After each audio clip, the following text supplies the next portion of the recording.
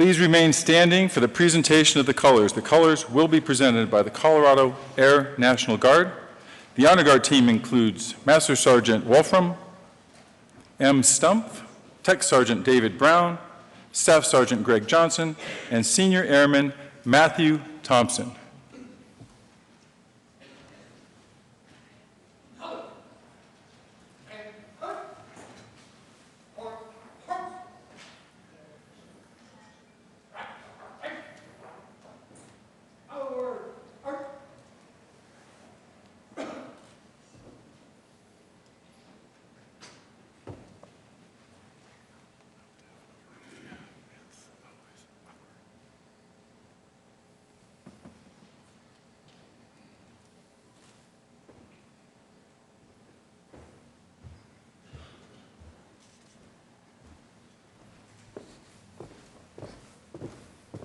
Alice. Out.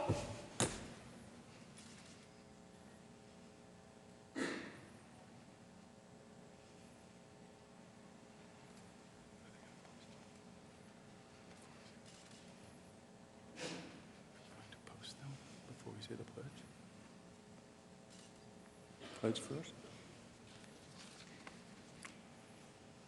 This morning will be led in the Pledge of Allegiance by Carl Nelson, who is an Army veteran who proudly served in Vietnam. He has served as police chaplain in Colorado Springs for the past 35 years and is a pastor at Village 7 Presbyterian Church. Pastor Nelson, thank you for your service. Would you please lead us in the Pledge of Allegiance? I pledge allegiance to the flag of the United States of America and to the republic for which it stands, one nation under God, indivisible, with liberty and justice for all. Present.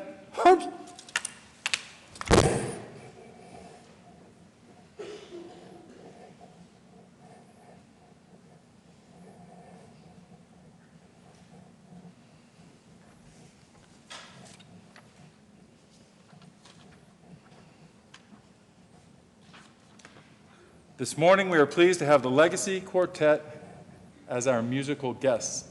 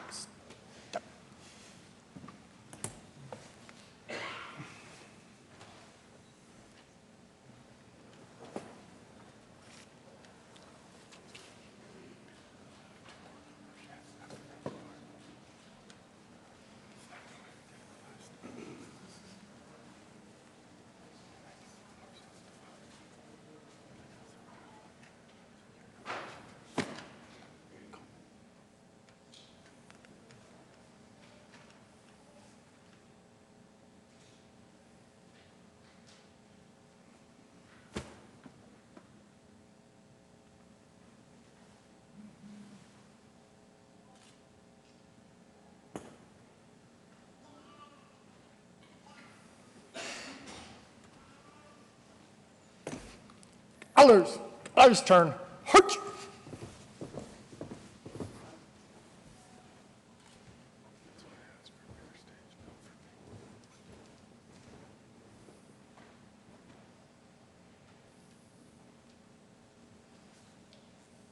Would you please thank our national defenders for their service?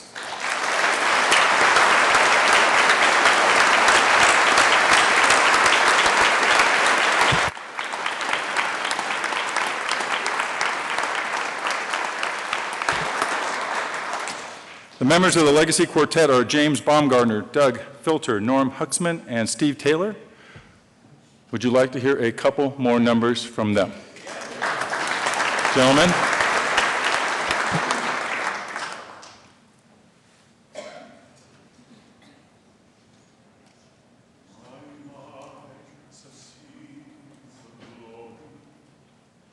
Of the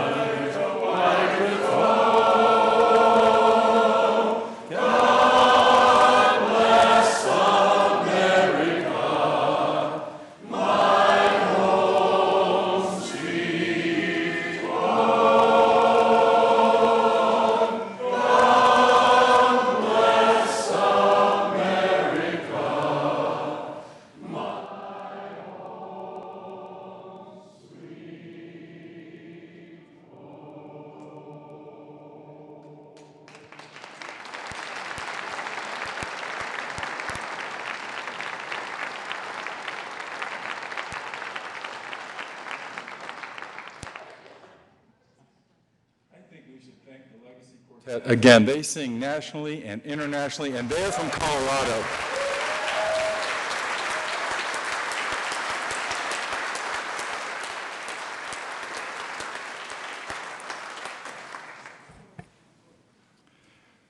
You may be seated.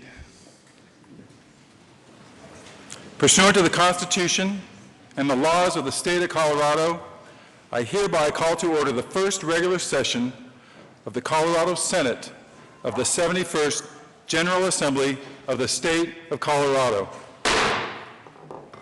The Secretary of the Senate is in possession of the October 27, 2016 resignation letter from Senator Ellen Roberts, as well as certification from the Secretary of State regarding the appointment to fill the vacancy created by her resignation.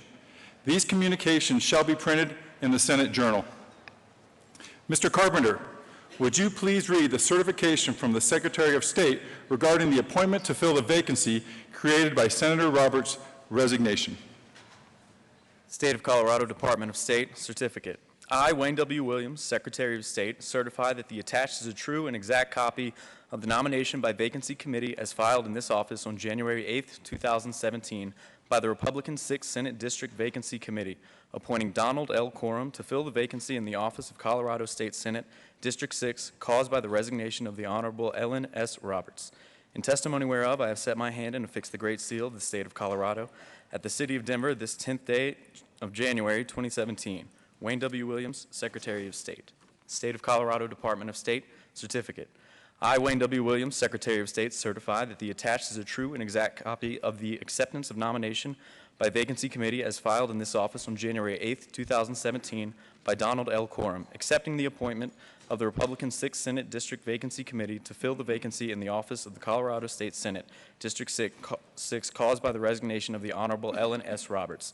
In testimony whereof, I have set my hand and affixed the Great Seal of the State of Colorado at the City of Denver this 10th day of January 2017. Wayne W. Williams, Secretary of State.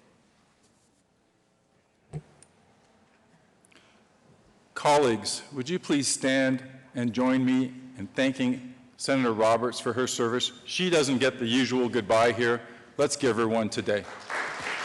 She was not joining us, but she should be watching.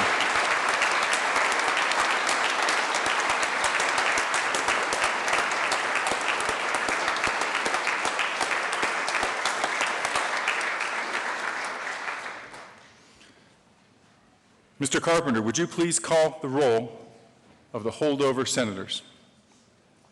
Aguilar. Cook. Donovan. Garcia. Grantham. Guzman. Holbert. John. Kerr. Lambert. Lundberg. Martinez-Humenick. Merrifield. Neville. Scott. Sonnenberg.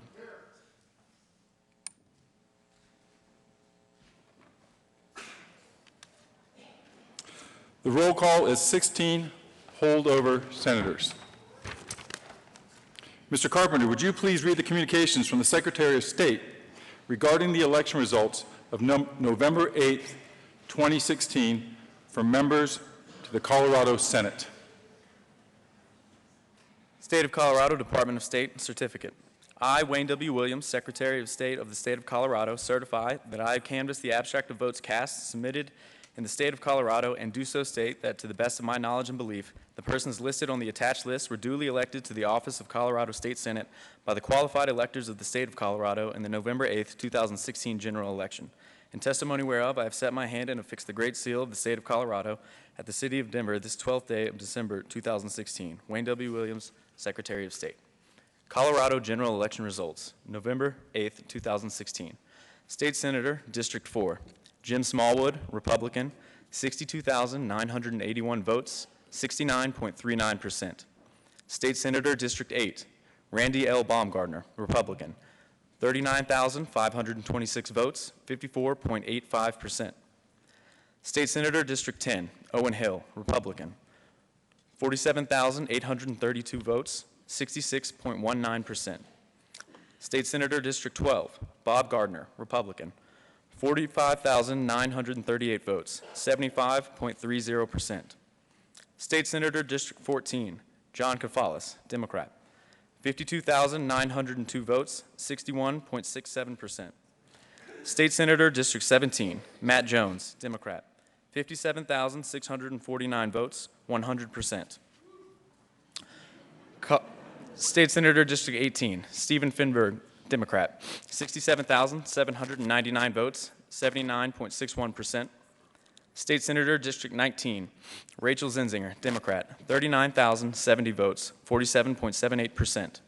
State Senator, District 21, Dominic Moreno, Democrat, 38,428 votes, 99.09%. State Senator, District 23, Vicky Marble, Republican, 55,528 votes, 57.96%. State Senator, District 25, Kevin Priola, Republican, 30,074 votes, 52.07%. State Senator, District 26, Daniel Kagan, Democrat, 42,145 votes, 53.48%.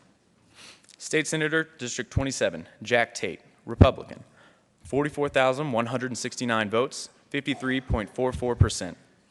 State Senator, District 28, Nancy Todd, Democrat, 39,143 votes, 55.73%. State Senator, District 29, Rhonda Fields, Democrat, 30,998 votes, 54.19%.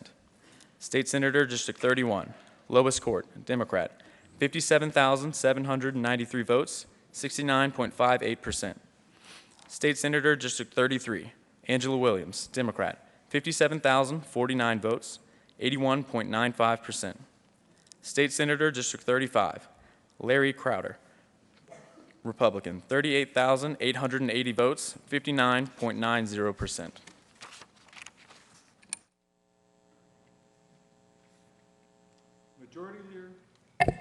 Majority Leader Holbert. Thank you, Mr. President. I move that a committee on credentials be appointed by the President to be composed of 3 members of the Senate. Is there any objection to the appointment of a committee on credentials? Seeing none, the motion is adopted. Senators Holbert, Scott, and Garcia are appointed to the Committee on Credentials, and Majority Leader Holbert will be the chair. The Senate will be in recess so that the committee may meet and prepare its report.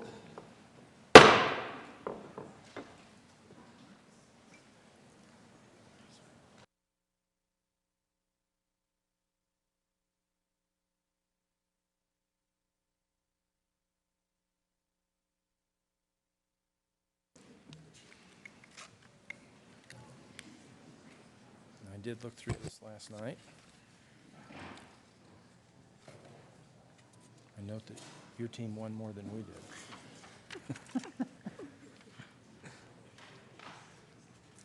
Would you care to examine that further? I guess we can grab lunch.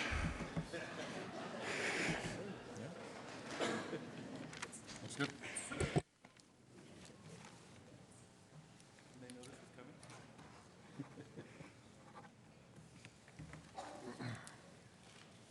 Pen, I've got one.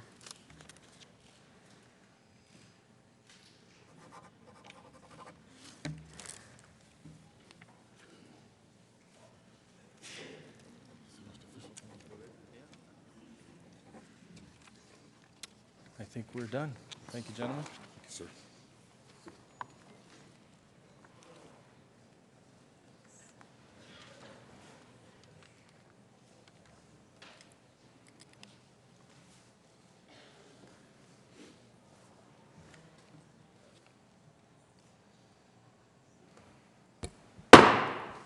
The Senate will come back to order.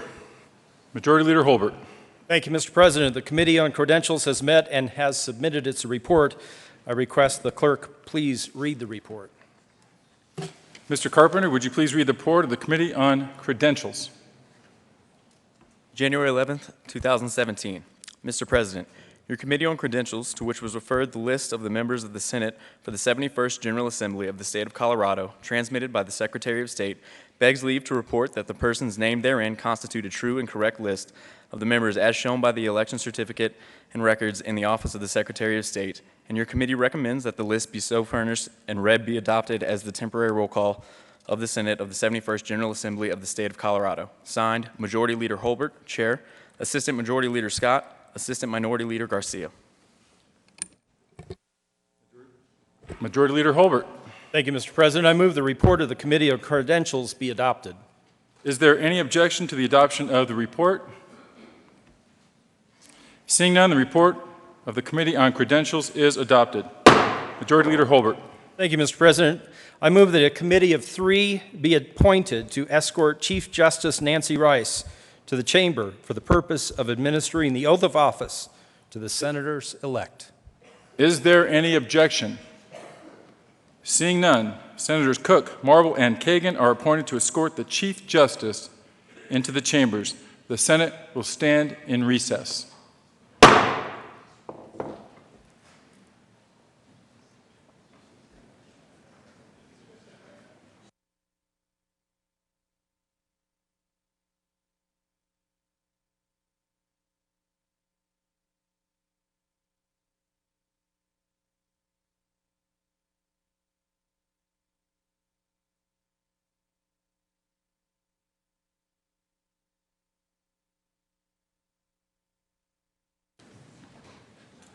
The Senate will come back to order. Chief Sergeant Lombardi.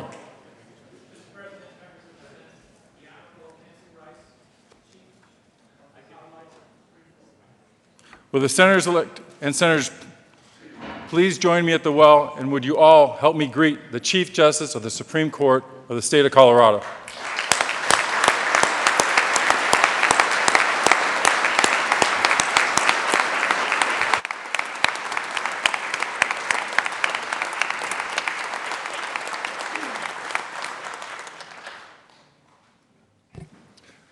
Senators-elect, please join the Chief Justice in the well. If you're not sure it's you, we will let you know.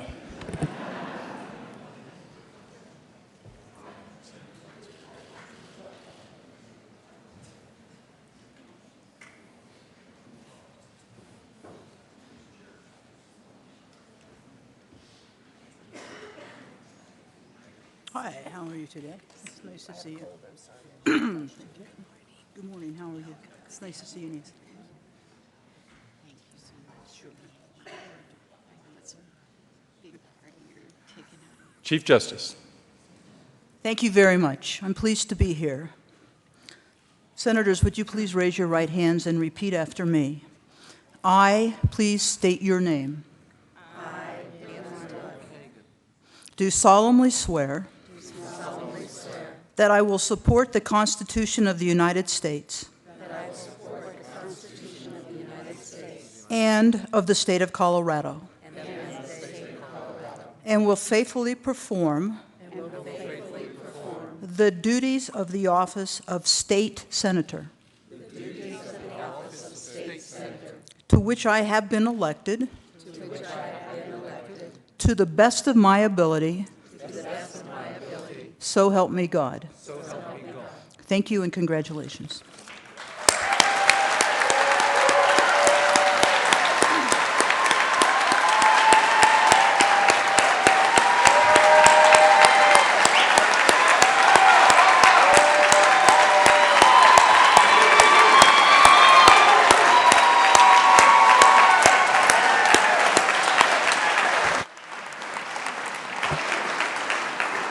We will stand in a brief recess so that you can get some photos with the Chief Justice.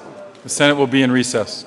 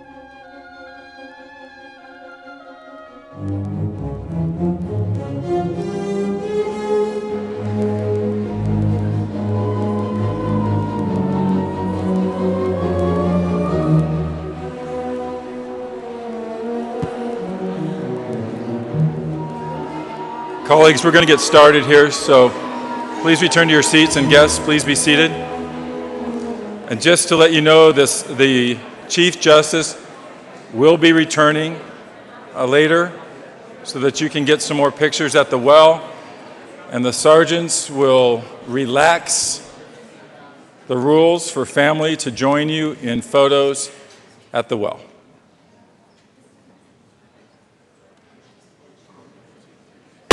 The Senate will come back to order.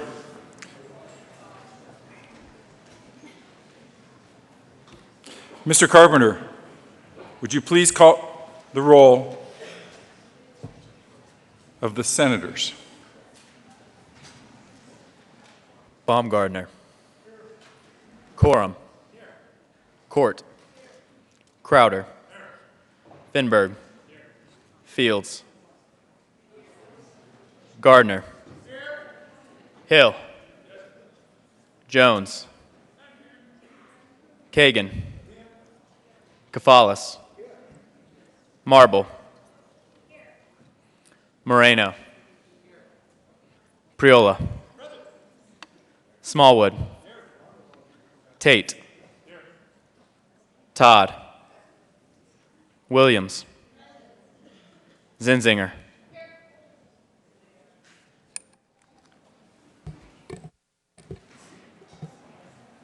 The roll call is 19 senators-elect. The temporary roll call of the Senate is 35 present, 0 absent, and 0 excused. We have a quorum. Majority Leader Holbert. Thank you, Mr. President. I move that the temporary roll call of the Senate be made the permanent roll call of the Senate. Is there any objection? Seeing none, the motion is adopted. The temporary roll call of the Senate is now the permanent roll call of the Senate. It's okay to do that. It gives me time to breathe. Now, you can applaud yourselves. It'll be the last time this session. Nominations are now open for President of the Senate. Seeing none, I will continue.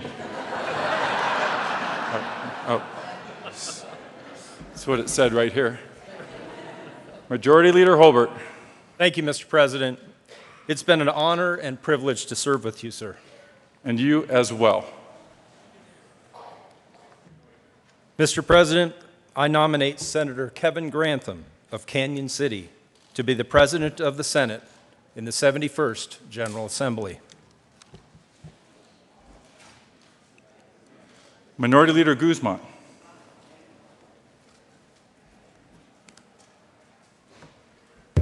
Thank you, Mr. President. I second the nomination. Are there any other nominations?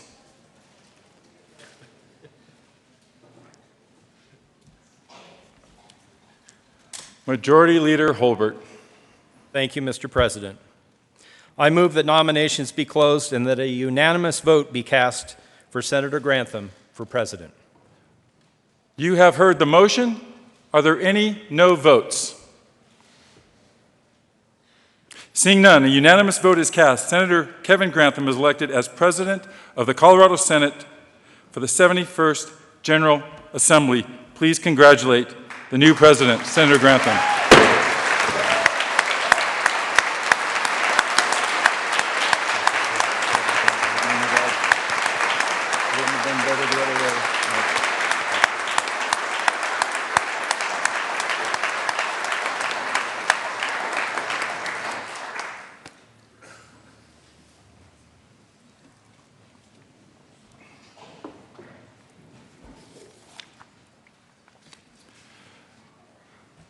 The President has graciously offered me an opportunity to share a few remarks before proceeding with the business at hand. Thank you, President Grantham. I said this on Sine Die, that's Latin, and that is what we call the end of session, which for us and the holdovers, was May. This is truly a day that I couldn't wait for, and a day I never wanted to come. I was instructed to be brief and to not get emotional. Madam Secretary, I may go 0 for 2 on that. I walked up here and my Valentine was still here from Senator Linda Newell from 2 years ago. You are the top dog.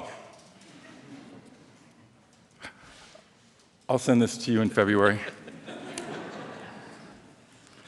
It's an exciting day. Somebody brought a cheering section. It's great to be back with old friends and with new friends. And how remarkable it is to serve in this august body with this magnificent, restored Senate chamber. During the interim, the restoration project continued for a 3rd straight year. We have a new gallery, and we have this magnificent, renovated chandelier to light the path of the future of this body. It is a sight to behold, isn't it? Come on, give it up. You know this is special.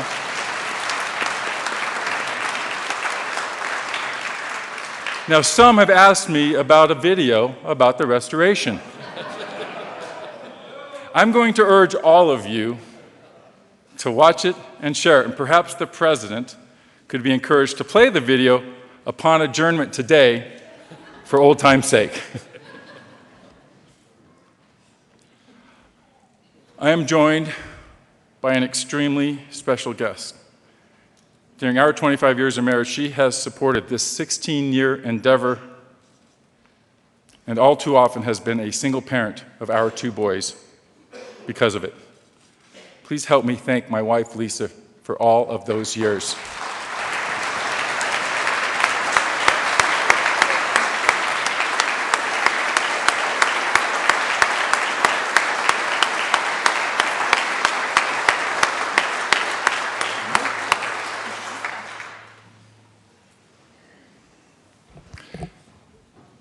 It's not like cash, though, is it? I need to thank someone else. I regret not getting this done in May of last year.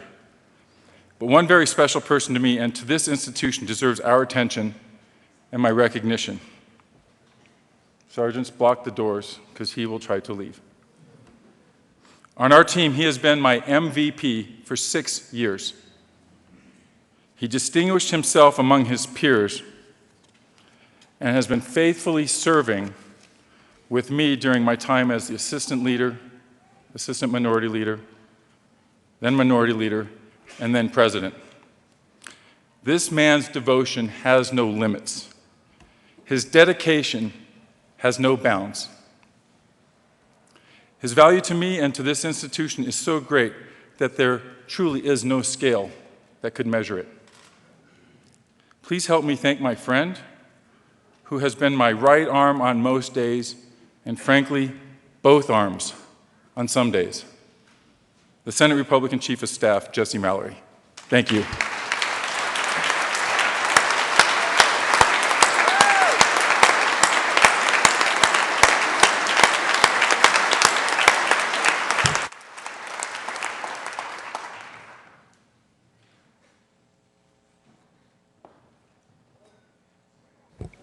This is my 6th opening day to stand before this assembly. I am pleased again to welcome back the holdover senators. It never feels like the interim is 8 months long. Doesn't it seem like just yesterday we were sitting here? Colleagues, welcome back.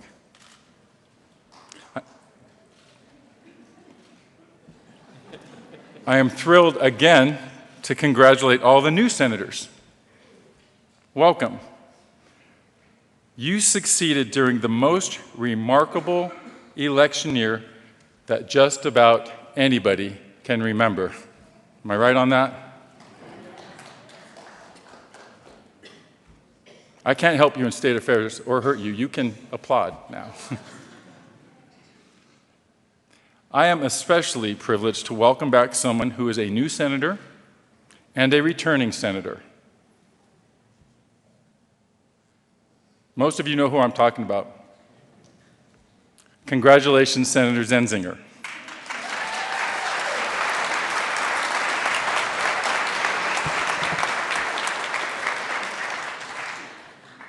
When she was sworn in the first time, there were only a few of us in here with you.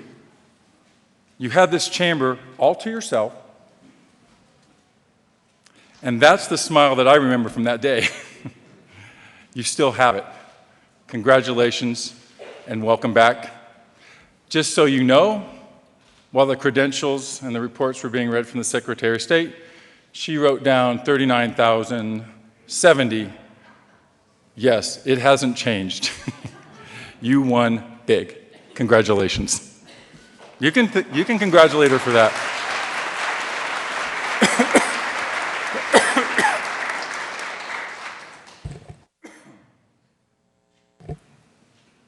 Thankfully, the campaigns are over now.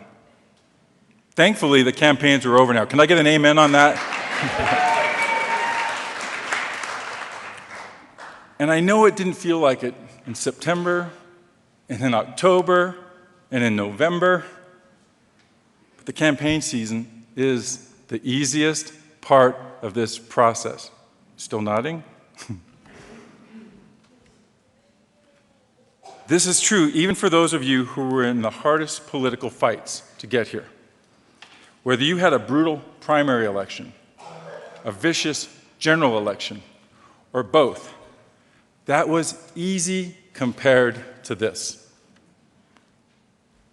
The tough part happens here. The tough part happens now. The hard work starts today. Because today it's time to govern. Today it's time to get to work on the pressing issues that Coloradans elected you to manage. And I have a feeling that the President and the Minority Leader may be sharing a few of their thoughts about those pressing issues. But Coloradans have entrusted you to make decisions here on their behalf, and they expect your best efforts. And they deserve no less. It won't be easy.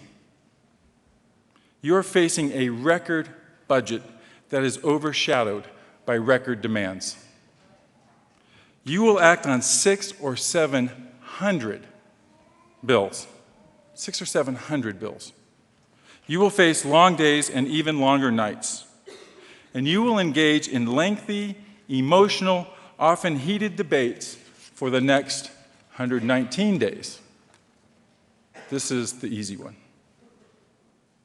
And during this incredibly brief session, this process will present you with countless opportunities to make a point, but few will be the opportunities to make a difference. Countless opportunities to make a point, limited opportunities to make a difference. If this concept seems a bit foggy, the clouds will lift with each passing day and each passing bill, or not. And eventually, this concept will become crystal clear during the long bill. You will find the opportunities to make a difference by searching for common ground on uncommon challenges and striving to build relationships that can neutralize partisanship. That's where the legacy of your service here will be found. Making a difference is where the true value of public service is manifest. You are honorable. You are statesmen. You are senators. You are capable, knowledgeable, and experienced, and you have the backing of a lot of people that sent you here. The challenges before you are not beyond you. With the privilege and esteem of being elected comes enormous responsibility and self-sacrifice. And I am grateful for your willingness to serve this state. With Senate leadership positions, the demands and responsibilities increase exponentially. President Grantham, Majority Leader Holbert, Minority Leader Guzman, Lucia, my dear friend, you are the leaders. Actually, you're not just the leaders. Think about it. You're the leaders of leaders. You're the leaders of leaders. You have attained the power of your positions because you have empowered others to lead and succeed. That's why they elected you. By investing in them, they have vested you with their faith and their trust. As someone who knows each of you, I know the trust your colleagues have placed in you is well merited. You are uniquely qualified to lead here because of this. This is the secret. This is the magic. You're uniquely qualified to lead here because you have an ability to find common ground with others while standing your ground. This characteristic is perhaps the most important in this place. Maintaining and defending your principles while respecting and defending those that differ or even contradict presents a daunting challenge that each of you has met. Your record is clear. Your ability to find common ground while standing yours is tested here almost every day on almost every bill. And as you effectively demonstrate this unique capacity, you will encourage and inspire your colleagues to do the same. You are making a difference while empowering your successors to lead in the future. Coloradans are best served when this is the legacy inherited by those who follow you into these rare and coveted leadership roles. Colleagues, I would like to ask the President, the Majority Leader, and the Minority Leader to stand with their families so we can thank them for their service and their sacrifice. Please join me. Please stand. And please have your families stand.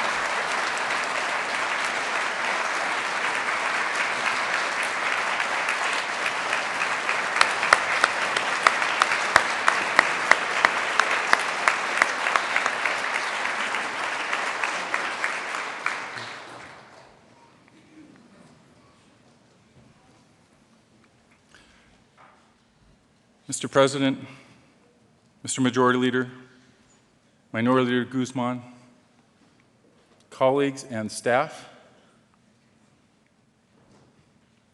serving side by side with you has been a privilege. Serving as your president has been an incredible honor. I want to thank you for honoring me again today. And may God bless you, and may God continue to bless the great state of Colorado through your service. Thank you.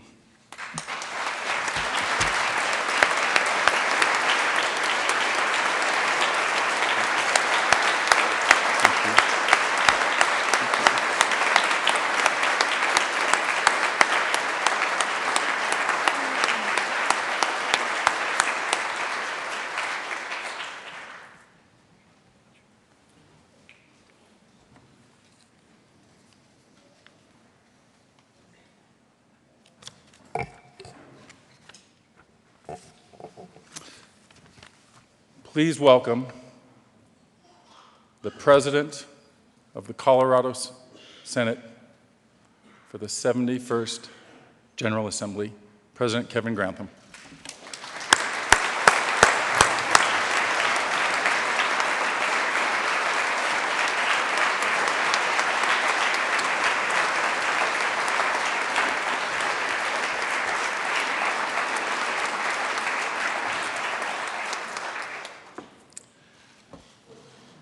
Thank you, President Cadman, and thank you for your service and for your leadership in this body. It is an honor, of course, to serve in this body and serve in these chambers, these beautiful chambers, but it's a greater honor to serve with each of you and the honor to serve with someone of your stature and ability. You will be sorely missed, sir. Thank you. We do have a token of appreciation, of course. Hands clicking. And just a little memento from us to you. And we can talk about this later. we can talk about that later. So Thank you. Thank you very much, sir. Thank you. And one other item. This is the ceremonial gavel for your years of service here, not just as president, but in all of your years of service here in this building. And I was also told by someone that giving this to you, you can bring back the one that you stole. Let's give President Bill Cadman another round of applause, please.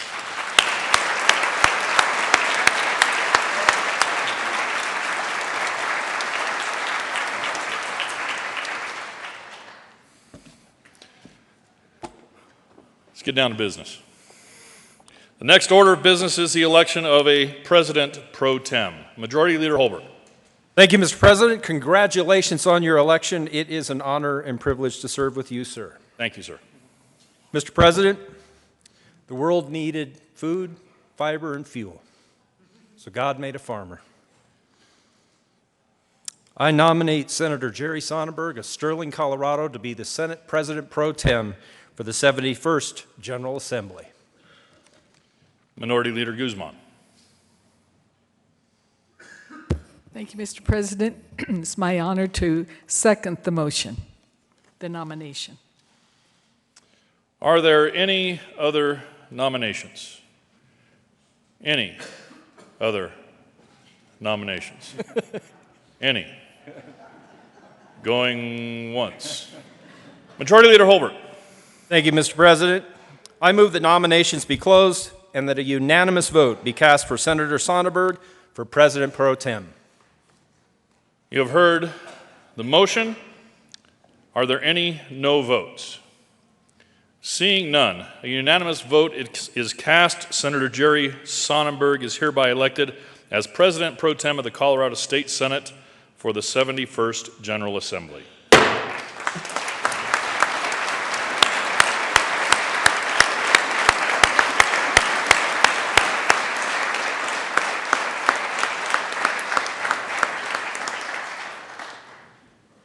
Congratulations, Senator Sonnenberg.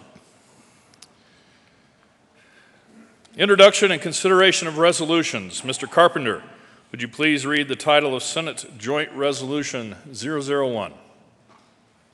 Senate Joint Resolution 001 by Senator Holbert and Representative Becker Kay, concerning the adoption of the joint rules as the temporary joint rules of the 71st General Assembly. Majority Leader Holbert. Thank you, Mr. President. I move the adoption of Senate Joint Resolution 1, making the joint rules of the 70th General Assembly the temporary joint rules of the first regular session of the 71st General Assembly. The motion is for the adoption of Senate Joint Resolution 001. Are there any no votes? Seeing none, the vote is 35 ayes, 0 noes, 0 absent, 0 excused. The motion is adopted. Co-sponsors. Mr. Carpenter, would you please read the title of Senate Resolution 001? Senate Resolution 001 by Senator Holbert, concerning the temporary rules of the Senate. Majority Leader Holbert. Thank you, Mr. President. I move for the adoption of Senate Resolution 1, making the rules of the Senate 70th General Assembly the temporary rules of the Senate for the first regular session of the 71st General Assembly. The motion is for the adoption of the Senate Resolution 001. Are there any no votes? Seeing none, the vote is 35 ayes, 0 noes, 0 absent, 0 excused. The motion is adopted. Co-sponsors. The next order of business is the election of a Secretary of the Senate. Majority Leader Holbert. Thank you, Mr. President. I move that Effie Amin be elected as Secretary of the Senate during the first regular session of the 71st General Assembly. You have heard the motion. All those in favor say aye. Aye. All opposed, no. The motion is adopted. Ms. Amin, will you please come forward so that I can administer the oath of office?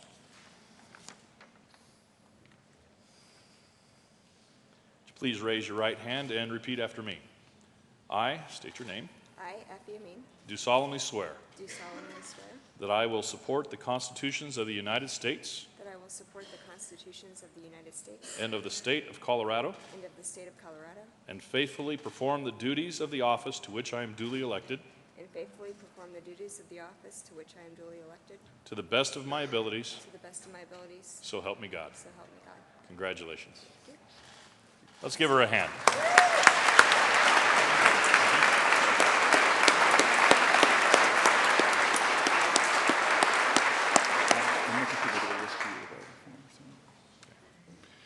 Majority Leader Holbert. Thank you, Mr. President. I move that a committee be appointed to notify the House that the Senate is organized and ready to do business. Is there any objection? Seeing none, Senators Neville, Coram, and Fenberg are appointed to a committee to notify the House that the Senate is organized. You are excused to go do so. Majority Leader Holbert. Thank you, Mr. President. I move that a committee be appointed to notify the governor that the Senate is organized and ready for business. Is there any objection? Seeing none, Senators Tate, Sonnenberg, and Zenzinger are appointed to a committee to notify the governor that the Senate is organized. You may be excused. The Senate will now stand in a hopefully brief recess until the committees return.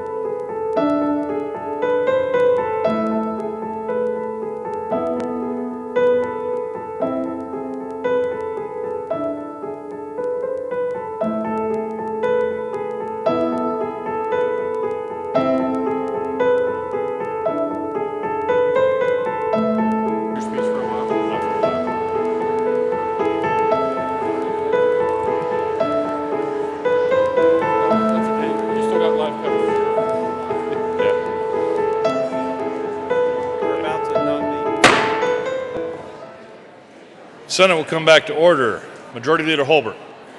Thank you, Mr. President. I request that Mr. Carpenter read the committee appointment letters to the Senate committees of reference and standing committees. Mr. Carpenter, would you please read the committee appointment letters? November 23, 2016, Mr. Mike Maurer, Director, Legislative Council. Dear Mr. Maurer, pursuant to Senate rules, the majority leader is responsible for determining the size of the Senate committees of reference and for appointing majority members to each of those committees. For the 71st General Assembly, the size of the Senate committees of reference shall be as follows. Senate Business, Labor, and Technology, 4 members of the majority and 3 members of the minority party. Senate Judiciary, 3 members of the majority and 2 members of the minority party. Senate State, Veterans, and Military Affairs, 3 members of the majority and 2 members of the minority party. Senate Agriculture, Natural Resources, and Energy, 6 members of the majority and 5 members of the minority party. Senate Education, 4 members of the majority and 3 members of the minority party. Senate Health and Human Services, 3 members of the majority and 2 members of the minority party. Senate Local Government, 3 members of the majority, 2 members of the minority party. Senate Transportation, 3 members of the majority and 2 members of the minority party. Senate Finance, 3 members of the majority and 2 members of the minority party. Senate Appropriations, 4 members of the majority and 3 members of the minority party. The members of the Senate committees of reference for the majority party are as follows. Senate Business, Labor, and Technology, Senator Jack Tate, Chair. Senator Tim Neville, Vice Chair. Senator-elect Kevin Priola. Senator Jim Smallwood. Senate Judiciary, Senate Bob Gardner, Chair. Senator John Cook, Vice Chair. Senate District 6 vacancies. Senate State Veterans and Military Affairs, Senator Ray Scott, Chair. Senator Vicky Marble, Vice Chair. Senator Jerry Sonnenberg. Senate Agriculture and Natural Resources and Energy, Senator Jerry Sonnenberg, Chair. Senator Randy Baumgartner, Vice Chair. Senator John Cook. Senator Vicky Marble, Senate District 6 vacancies. Senator Ray Scott. Senate Education, Senator Owen Hill, Chair. Senator-elect Kevin Priola, Vice Chair. Senator-elect Bob Gardner. Senator Tim Neville. Senate Health and Human Services, Senator-elect Jim Smallwood, Chair. Senator Beth Martinez-Huminick, Vice Chair. Senator Larry Crowder. Senate Local Government, Senator Beth Martinez-Huminick, Chair. Senator-elect Bob Gardner, Vice Chair. Senator Larry Crowder. Senate Transportation, Senator Randy Baumgartner, Chair. Senator John Cook, Vice Chair. Senator Ray Scott. Senate Finance, Senator Tim Neville, Chair. Senator Owen Hill, Vice Chair. Senator Jack Tate. Senate Appropriations, Senator Kevin Lumberg, Chair. Senator Kent Lambert, Vice Chair. Senator-elect Bob Gardner. Senator Jerry Sonnenberg. Senator Ellen Robbins has announced her resignation from the Senate effective December 31st, 2016. The person selected by the Senate District 6 vacancy committees will fill those committees' assignments. Please let me know if you have any questions. Respectfully yours, Chris Holbert, Senate Majority Leader. December 16th, 2016, Mr. Mike Maurer, Executive Director. As you know, the Senate rules require that the minority leader, I determine the minorities party appointments for the 2017 legislative committees of reference below the appointments. Agriculture, Senator Kerry Donovan, Senator Matt Jones, Senator-elect Steve Finberg, Senator Leroy Garcia, Senator-elect Rhonda Fields. Business, Labor, and Technology, Senator Sherry John, Senator Andy Kerr, Senator-elect Angela Williams. Education, Senator Nancy Todd, Senator Michael Merrifield, Senator-elect Rachel Zinzinger. Finance, Senator Andy Kerr, Senator-elect Lois Court. Appropriations, Senator-elect Dominic Moreno, Senator Leroy Garcia, Senator Andy Kerr. Health and Human Services, Senator Irene Aguilar, Senator John Cafalis. Judiciary, Senator-elect Daniel Kagan, Senator-elect Rhonda Fields. Local Government, Senator John Cafalis, Senator Kerry Donovan. State Affairs, Senator-elect Lois Court, Senator-elect Stephen Finberg. Transportation, Senator-elect Rachel Zinzinger, Senator Nancy Todd. Capital Development Committee, Senator John Cafalis. Committee on Legal Services, Senator Lucia Guzman. Senator-elect Daniel Kagan. Joint Budget Committee, Senator-elect Dominic Moreno. Legislative Audit Committee, Senator Sherry John. Senator-elect Lois Court. Legislative Council, Senator Lucia Guzman, Senator Leroy Garcia, Senator Andy Kerr, Senator Matt Jones. Joint Technology Committee, Senator-elect Angela Williams. Statutory Revision Committee, Senator Andy Kerr, Senator-elect Dominic Moreno. I'm happy to answer your questions you may have. Sincerely yours, Lucia Guzman, Senator Minority Leader. January 5th, 2017, Mr. Mike Maurer, Executive Director. Dear Mr. Maurer, pursuant to CRS 23301, I hereby appoint Senator Kevin Grantham, Senator Chris Holbert, Senator Jerry Sonnenberg, Senator Vicky Marble, and Senator Ray Scott to Legislative Council. These appointments are effective immediately. Sincerely, Kevin J. Grantham, Senate President-elect, Colorado Senate. January 5th, 2017, Mr. Mike Maurer, Executive Director. Dear Mr. Maurer, pursuant to CRS 23101, I hereby appoint Senator Tim Neville and Senator-elect Jim Smallwood to the Legislative Audit Committee. These appointments are effective immediately. Sincerely, Kevin J. Grantham, Senate President-elect, Colorado Senate. January 4th, 2017, Mr. Mike Maurer, Executive Director. Dear Mr. Maurer, pursuant to CRS 231702, I am appointing Senator-elect Bob Gardner, Senator Chris Holbert, and Senator John Cook to the Committee on Legal Services. Sincerely, Kevin J. Grantham, Senate President-elect, Colorado Senate. January 9th, 2017, Mr. Mike Maurer, Executive Director. Dear Mr. Maurer, pursuant to CRS 231302, I hereby appoint Senator Randy Baumgartner and Senator Jerry Sonnenberg to the Capital Development Committee. These appointments are effective immediately. Sincerely, Kevin J. Grantham, Senate President-elect, Colorado Senate. November 29th, 2016, Mr. Mike Maurer, Director, Legislative Committee. Dear Mr. Maurer, the Senate Majority Caucus hereby appoints Senator Kent Lambert and Kevin Lumberg to the Joint Budget Committee for the 71st General Assembly. This appointment is effective immediately. Respectfully yours, Chris Holbert, Senate Majority Leader. January 5th, 2017, Mr. Mike Maurer, Executive Director. Dear Mr. Maurer, pursuant to CRS 231702, I hereby appoint Senator Jack Tate and Senator Beth Martinez-Huminick to the Joint Technology Committee. Senator Martinez-Huminick will serve as chair. These appointments are effective immediately. Sincerely, Kevin J. Grantham, Senate President-elect, Colorado Senate. January 9, 2017, Ms. Effie Amin, Secretary of the Senate. Dear Secretary Amin, pursuant to Senate Rule 21B, I hereby appoint President-elect Kevin Grantham and myself to serve as the Senate Services Committee. Sincerely, Chris Holbert, Majority Leader, Colorado Senate. November 23, 2016, Mr. Mike Maurer, Executive Director. Dear Mr. Maurer, pursuant to CRS 23901, I hereby appoint Senator Beth Martinez-Huminick of Adams County, Colorado to the Statutory Revision Committee, effective immediately. Senator Beth Martinez-Huminick replaces Senator Chris Holbert. Sincerely, Bill L. Cadman, Senate President, Colorado Senate. December 6, 2016, Mr. Mike Maurer, Executive Director. Dear Mr. Maurer, the President-elect hereby creates a 5-member Select Committee on Energy and the Environment. Pursuant to Senate Rule 22C, the President-elect appoints the following senators: Senator Ray Scott, Chair; Senator John Cook, Vice Chair; Senator-elect Kevin Priola. Pursuant to Senate Rule 22C, the Minority Leader of the Senate shall appoint 2 members no later than December 30th, 2016. The Select Committee will hold at least 3 public hearings. The Chair shall be responsible for establishing the agenda and the schedule for any meetings of this Select Committee. The purpose of the Select Committee on Energy and the Environment is to hold hearings on a wide range of energy and environmental issues facing Colorado, including supporting energy jobs and revenue while also protecting the natural places that make Colorado special. The changing regulatory landscape and pursuing all of the above approach the Energy Development Committee in Colorado. Sincerely, Kevin J. Grantham, Senate President-elect, Colorado Senate. December 7, 2016, Mr. Mike Maurer, Executive Director. Mr. Mike Maurer, please be advised that pursuant to Senate Rule 22C, I am appointing Senator Lucia Guzman and Senator Matt Jones to serve on the Select Committee on Energy and the Environment, effective immediately. Sincerely, Lucia Guzman, Senate Minority Leader.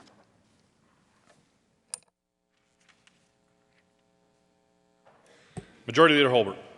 Thank you, Mr. President. Members, I want to thank you for getting through the picture process with the Chief Justice. We are in a position now, and this is especially gratifying for those of us who served in the House, to dispel this notion that the Senate moves slowly. We are way ahead of the House.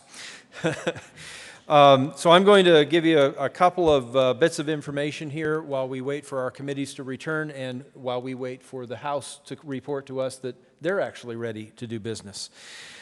First thing, if you look on your desk, you had a mileage verification form. That is due today. If you could please find that mileage verification form, and what this does is it looks at the one-way distance between your home and the Capitol, and if you can verify that, if you're a returning member, that probably didn't change if you live in the same place. But the key here is that those are due today. So if you could please fill those out, return them here to the front desk, and we will get those to the appropriate folks. Next, a memo from our friends downstairs about Friday's bill introduction deadline. Legislative Legal Services reminds us that finalized bills will be delivered to the front desk for introduction unless you ask Legal Services to deliver the bill to you instead, and that pertains to a bill deadline that is the day after tomorrow. Friday's bill introduction deadline. If you wish to have a bill delivered directly to you instead of the front desk, you must have that bill completely finalized with your Legal Services drafter by 5 p.m. Thursday, that's tomorrow. If your bill is delivered to you, don't forget to turn it into the front desk no later than 4:30 Friday afternoon. Secondly, once a bill is delivered to the front desk or to you for introduction, it should not be returned to Legislative Legal Services for changes on Friday. Please make those changes by amendment after it is introduced. Last, please don't return bills that are delivered for introduction to Legal Services to add co-sponsors. Sponsors can be added at the Senate front desk. Come talk to our wonderful secretary and she can handle that for you. Sponsors can be added again at the front desk or the enrolling room staff. The Legal Services staff thanks you for your attention.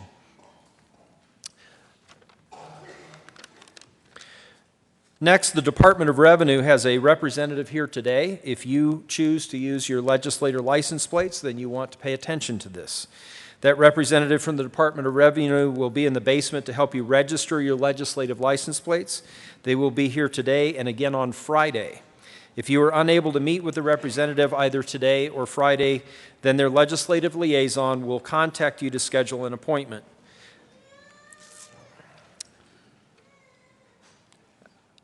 We still don't have a House committee, so I'm going to get into a little bit of scheduling. If you use a day timer, if anyone still has one of those, you might want to get it out. And if you use a phone to calendar, you might want to get that, or at least a piece of paper and something to write with.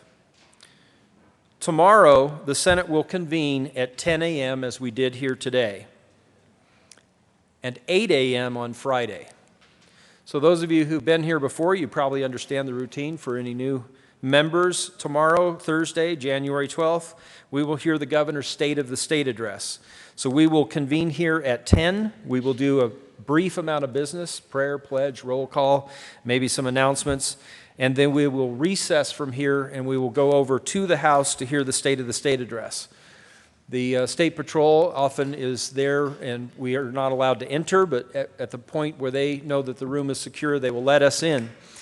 Please go to the House chamber and sit with your representative. Some of you may have more than one representative in your Senate district, so I guess I'll leave that with you.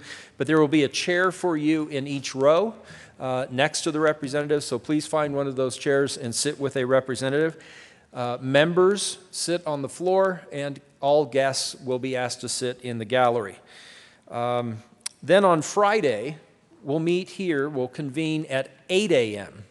So we're making it as complicated as possible, but on Friday we meet at 8. And the reason for that is we will come in, do a brief amount of business, then we will recess and we will go over to room 271, which is the room between the elevators there, and we will go through a mandatory training, and that will be on ethics and workplace harassment, and that is required for all members. If there's any reason that you cannot be there, please talk to the minority leader or to myself. You will need to be excused from that, and having meetings or something pressing outside of the Capitol, that's probably not a good excuse. We do have one member that needs to leave the state because of a death in the family, and we will be one short. But this is as mandatory as we can make it, so please be there. That meeting will start at 8:25, again over in 271, and then when we're done there with that seminar, that workshop, then we will move over to the House again, as we will tomorrow, and we will hear from Chief Justice Rice for the state of the judiciary. So you don't have to yell it out, but everybody know what time we're convening tomorrow morning?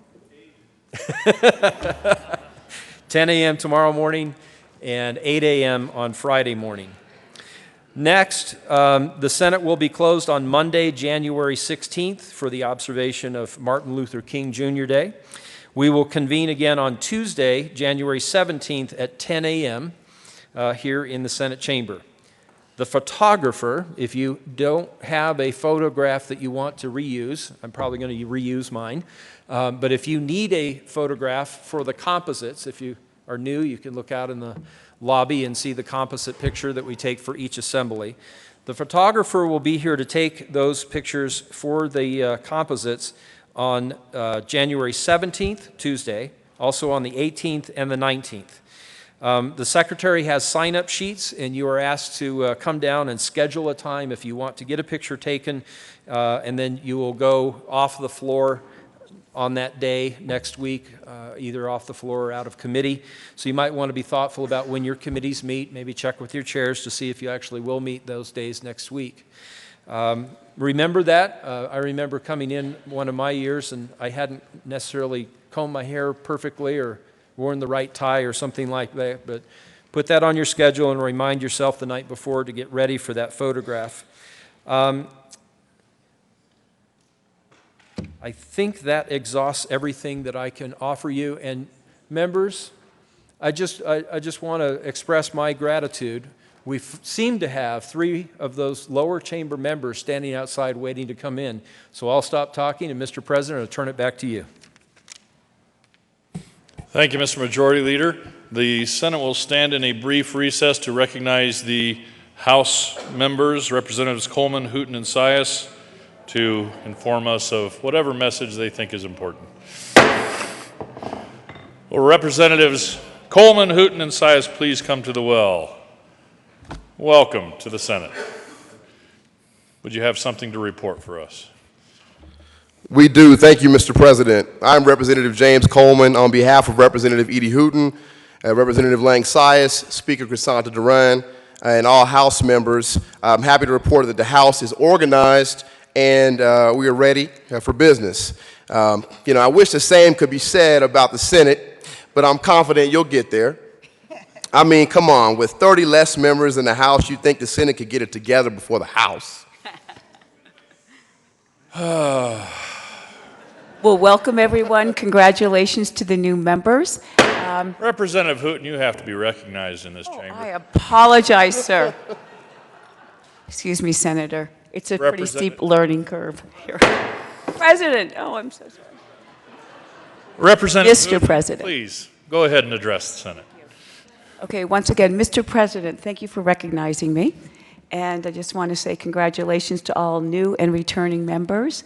It's a pleasure to be here in the Senate chambers, and we look forward to entertaining you on the House side. Thank you. It's a pleasure to have you over here. Representative Sias.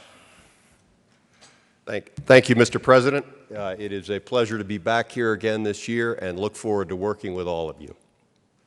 Thank you. Thank you. And let's give the representatives a hand, even though they may not. Well, never mind. They deserve it.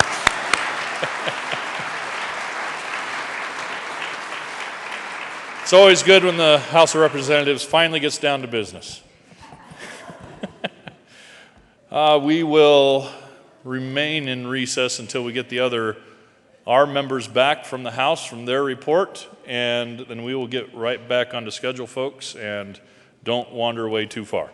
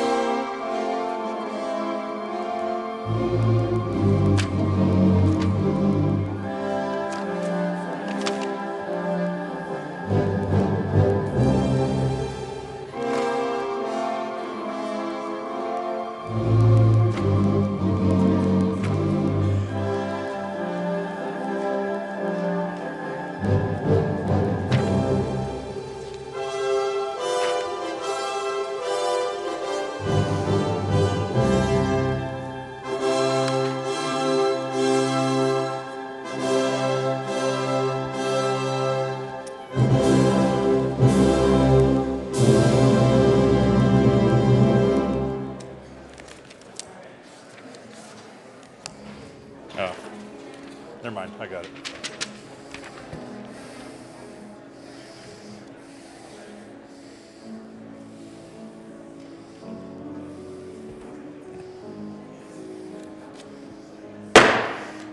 Senate will come back to order. We recognize the committee that went to to notify the governor to come and give a report on that meeting with the governor. Senators Tate, Sonnenberg, and Zenzinger, please.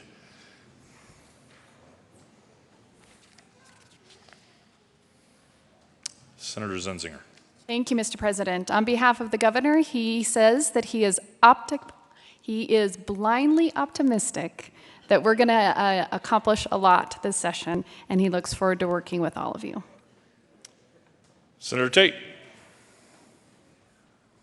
Thank you, Mr. President. I'm happy to report that the committee to notify the governor that the Senate is ready for business successfully notified the governor that the Senate is ready for business. Senator Sonnenberg.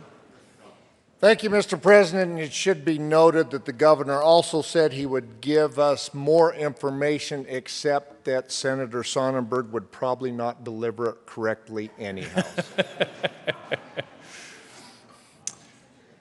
Well, he just raised up all new levels in my book for respect there, Senator Sonnenberg. Thank you, committee, for doing that and going down into the lion's mouth for that.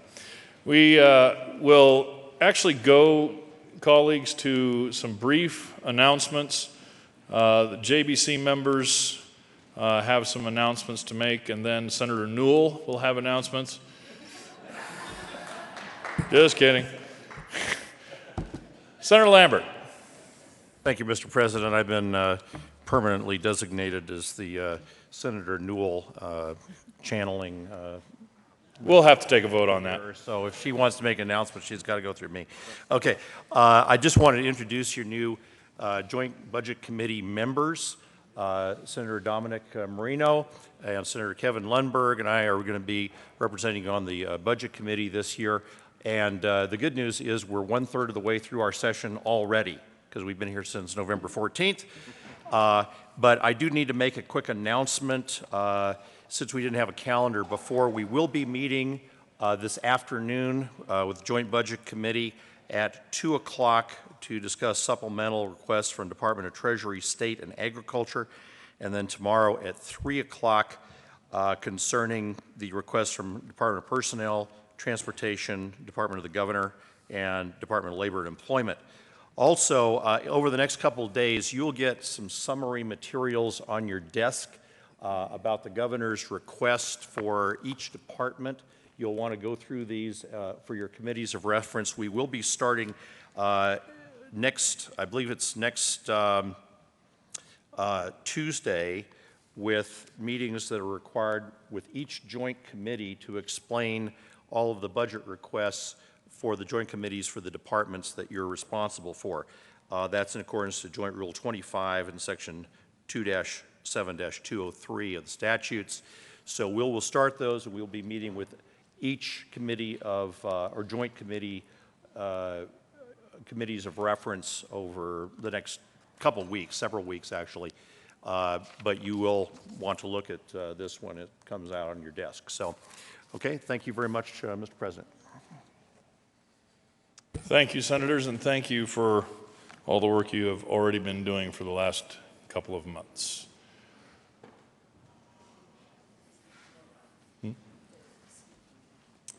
We have just received word that our House members have finally been recognized over, our Senate members have already been recognized over in the House and will be over very, very shortly.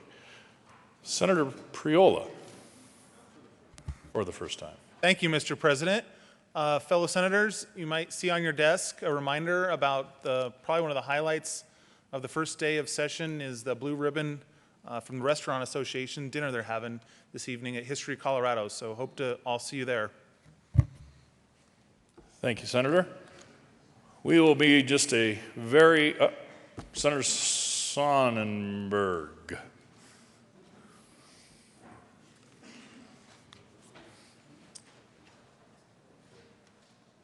Thank you, Mr. President, and I just as well get started now because we have a week less time to do this as we've had in the past. Ladies and gentlemen, every year we as a Senate caucus, our Senate chamber, raise money for the junior livestock sale at the National Western Stock Show. We tend to raise somewhere around $7,000, $8,000. That's what it takes to buy a steer out there. This is your first warning that we will be knocking on your door, and we will be searching your couch cushions, all other things to raise money so we can help these young people. Just wanted to give you a heads up. Senator Donovan has always been helpful with that. I anticipate she will help again this year. Senator Baumgardner, if you want to talk to any of us, look at that rural caucus. We're happy to help take your money for that auction. Thank you. Thank you, Senator. Glory, hallelujah. Hey, they're back. We now have 35 again, colleagues. Senators Neville, Coram, Fenberg, please come to the well and give us a report on your notifying the House. Thank you, Mr. President. Well, as you know here already, and many of you know, and actually Senator Coram is going to find out, the House moves a little slower. So after waiting for about, how long was that, Senator Fenberg? 45. For quite a while, through some speeches. Of course, one of them was my son, so he delivered a good speech, but I had to wait for that too. But once we got caught up, we notified the Senate or the House that we are ready to do business, ready, willing, and able. Senator Fenberg, for the first time. Thank you, Mr. President. We did wait through some long speeches by a different Neville, and we notified the House that we are organized and ready for business. And only 2 more to go. Senator Coram. Thank you, Mr. President. Yes, we did have a long wait, but it was enjoyable because I got to spend some time with some old friends and some new friends. And as I told them, everywhere I've gone in my life, I've tried to make everybody happy, and I seem to be able to do that. It's sometimes when I arrive and other times when I leave. So thank you very much. Thank you, Senators, for your work and patience over there.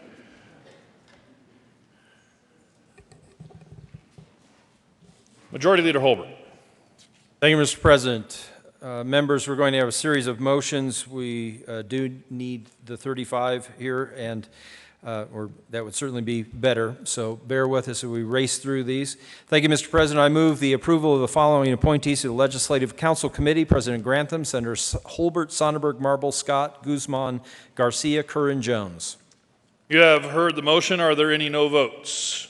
Seeing none, the vote is 35 ayes, 0 noes, 0 absent, and 0 excused. The motion is adopted, and those members are appointed to the Legislative Council Committee. Majority Leader Holbert. Thank you, Mr. President. I move the approval for the following appointees to the Committee on Legal Services: Senators Gardner, Cook, Holbert, Guzman, and Kagan. You have heard the motion. Are there any no votes? Seeing none, the vote is 35 ayes, 0 noes, 0 absent, and 0 excused. The motion is adopted, and those members are appointed to the Committee on Legal Services. Majority Leader Holbert. Thank you, Mr. President. I move for the approval of the following appointees to the Legislative Audit Committee: Senators Neville, Smallwood, John, and Court. You have heard the motion. Are there any no votes? Seeing none, the vote is 35 ayes, 0 noes, 0 absent, and 0 excused. The motion is adopted, and those members are appointed to the Legislative Audit Committee. Majority Leader Holbert. Thank you, Mr. President. I move the Senators Baumgardner, Sonnenberg, and Kafalas be appointed to the Capital Development Committee. The motion is for the appointment of members to the Capital Development Committee. Are there any no votes? Seeing none, the vote is 35 ayes, 0 noes, 0 absent, 0 excused. The motion is adopted, and those members are appointed to the Capital Development Committee. Majority Leader Holbert. Thank you, Mr. President. I move the Senate stand in recess to hear the remarks of Senator Grantham, President of the Senate, and Senator Guzman, Senate Minority Leader. Is there any objection? Seeing none, the Senate will stand in recess.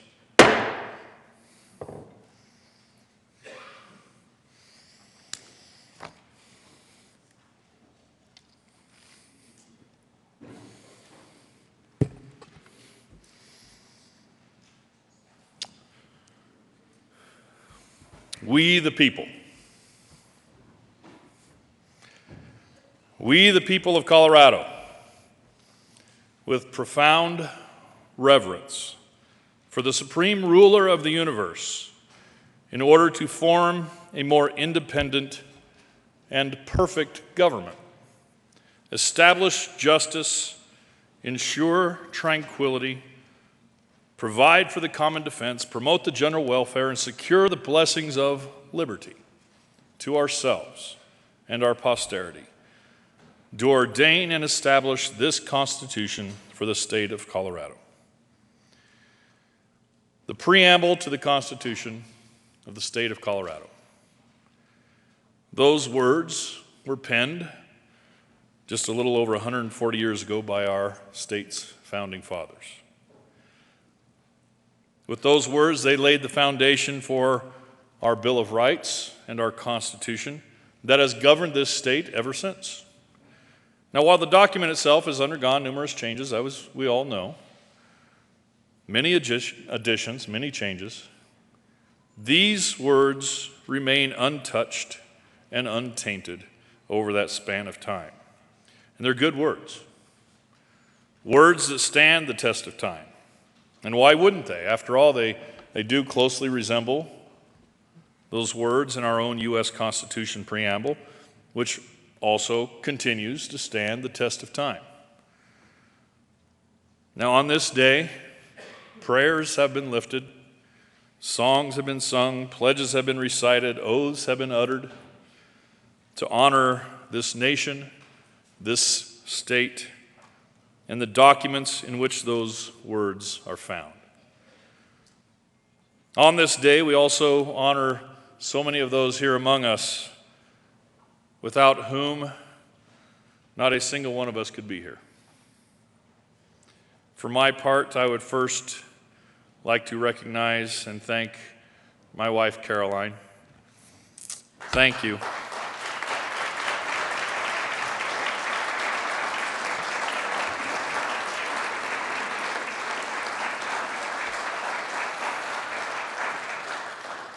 And thank you, dear, for all of your tireless support over these years. I really appreciate it.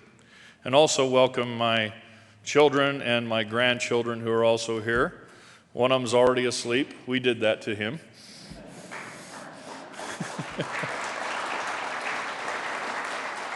I also have a whole bunch of family here. Apparently there's some big deal going on today, and they all happen to be in town. I'd like to recognize my parents, Richard and Irma Grantham, all of my brothers and sisters, Larry, Gary, Linnell, Linda, and their spouses are here, nephews and nieces. Please, everybody stand, all my family, and up here in the gallery. Thank you guys for all being here.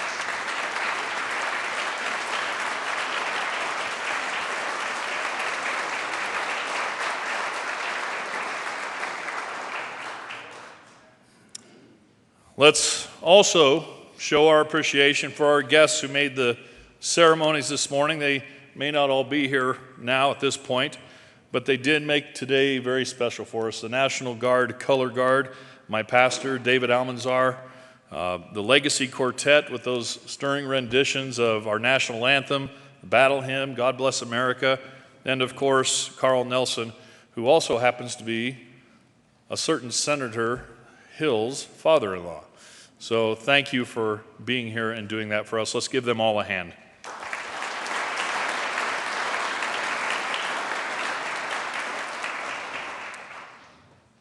Thank you also to a couple of our former colleagues who have been very good friends to many of us, very good friend to me, mentors, President Cadman and Majority Leader Scheffel, for your leadership, your guidance, your mentorship, and so many other things that can't even begin to mention them all. Thank you, and for President Cadman, who is not here right now, thank you both. You both leave big shoes to fill, and this institution is truly worse off with your absence.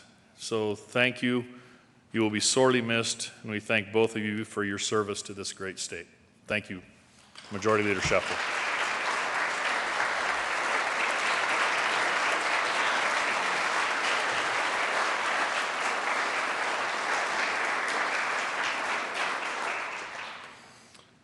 I can't ignore our former Majority Leader and Assistant Minority Leader, Senator Heath. Thank you for being here. And we talked beforehand, the friendship that you have shown me from across the aisle has been immeasurable, and I consider you a friend, sir. Thank you. We spent 2 rough years on state affairs together a few years ago, but thank you for everything that you have done for this institution as well. Thank you, Senator Heath.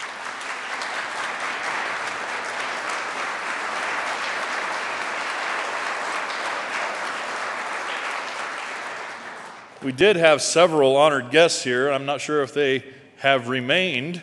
We did have former President John Andrews here. I believe he has gone.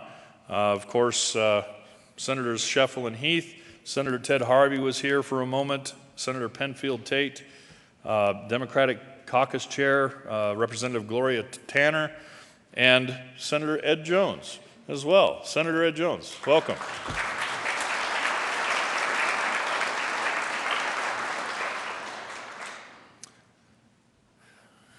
And to you, Senator Guzman.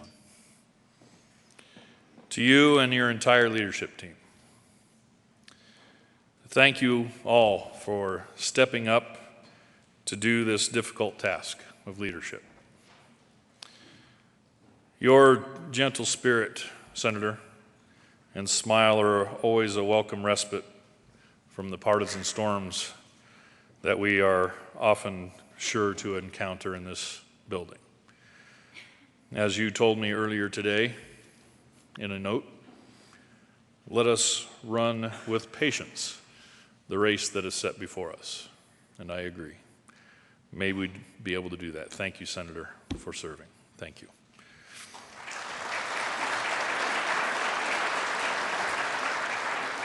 And thank you and welcome also to all of the senators of this 71st General Assembly. All of the holdovers, all of the crossovers, the do-over,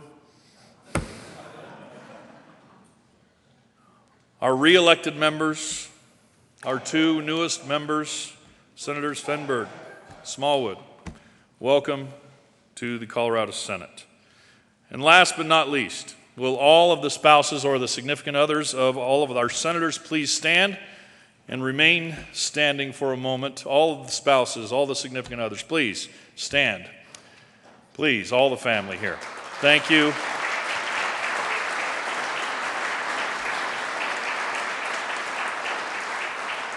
I want to thank each and every one of you for the sacrifices you make every day so that we, the 35 of us, can be here to serve this state, this people of this state. Thank you. We the people. Those are words that still ring with authority, that we still say with reverence, that still ring with the truth of what they represent. Words that acknowledge those who truly represent the power of this government. We the people. Not this legislature, not the executive branch and not the judicial branch, but we the people. The very first section and many of the subsequent sections of our own Colorado Bill of Rights lays out this principle very plainly. We the people. Section 1, our political power is vested in and derived from the people. All government of right originates from the people, is founded upon their will only, and is instituted solely for the good of the whole. Section 2 says the people of this state have the sole and exclusive right of governing themselves as a free, sovereign, and independent state. Section 3 guarantees all persons have certain natural, essential, and inalienable rights, including the right of defending their lives and liberties, of acquiring, possessing, and protecting property. Section 4 guarantees the people the right to the free exercise and enjoyment of religious profession and worship without discrimination, and shall forever hereafter be guaranteed that no person shall be denied any civil or political right, privilege, or capacity on account of his opinions concerning religion. Section 13 guarantees our right to keep and bear arms in defense of home, person, and property. And we could go on and on, right? These and so many of the other sections of our Bill of Rights pay homage to the truths for which the founders of our state and nation fought, but that we sometimes take for granted. Self-evident truths. The truth that all men are created equal, that they are endowed by their Creator with certain unalienable rights: life, liberty, pursuit of happiness, rights of the people, by the people, for the people. Rights that preserve and protect the dignity and the supremacy of the individual in our uniquely wonderful system, this constitutional, representative, Republican form of government. A government which derives its power from the people.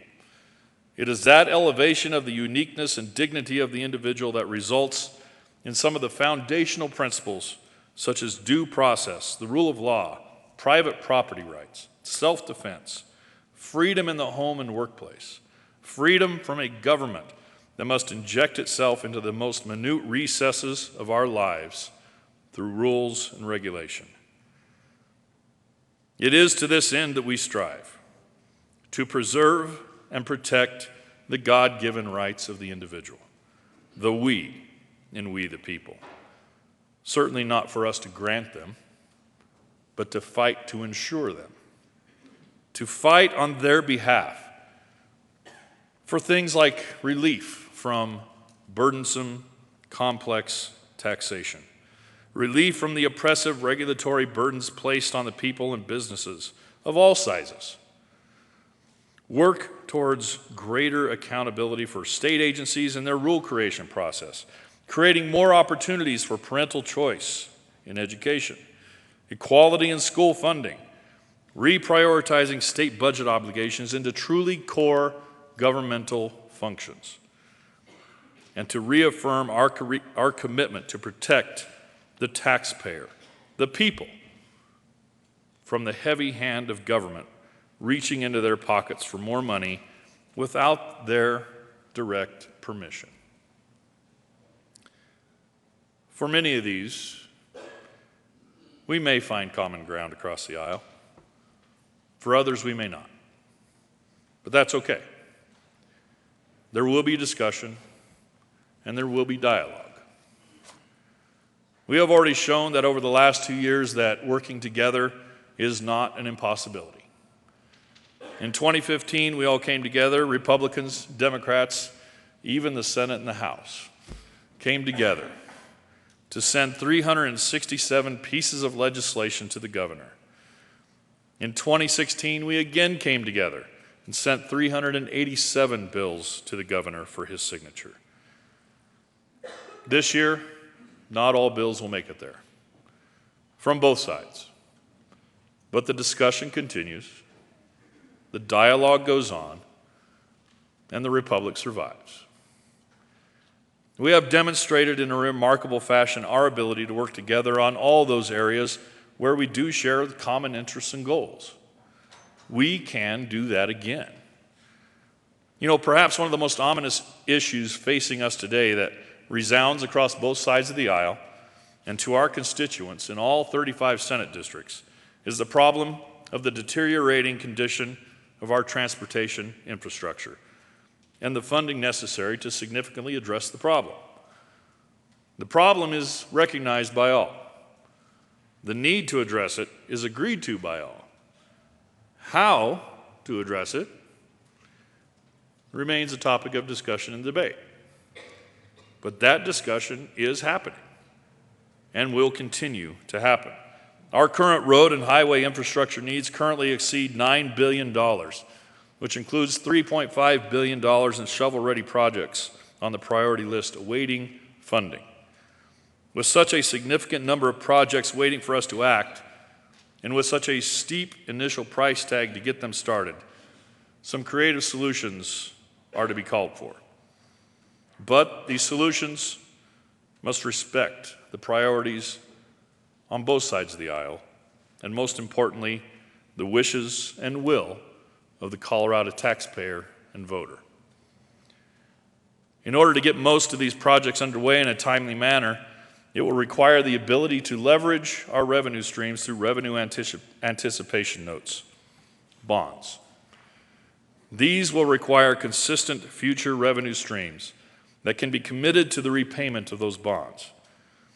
With the help of our Transportation Committee Chair, Senator Randy Baumgardner, we are dedicated to working with the leadership and members of the House of Representatives to arrive at solutions that we can present to the voters of Colorado.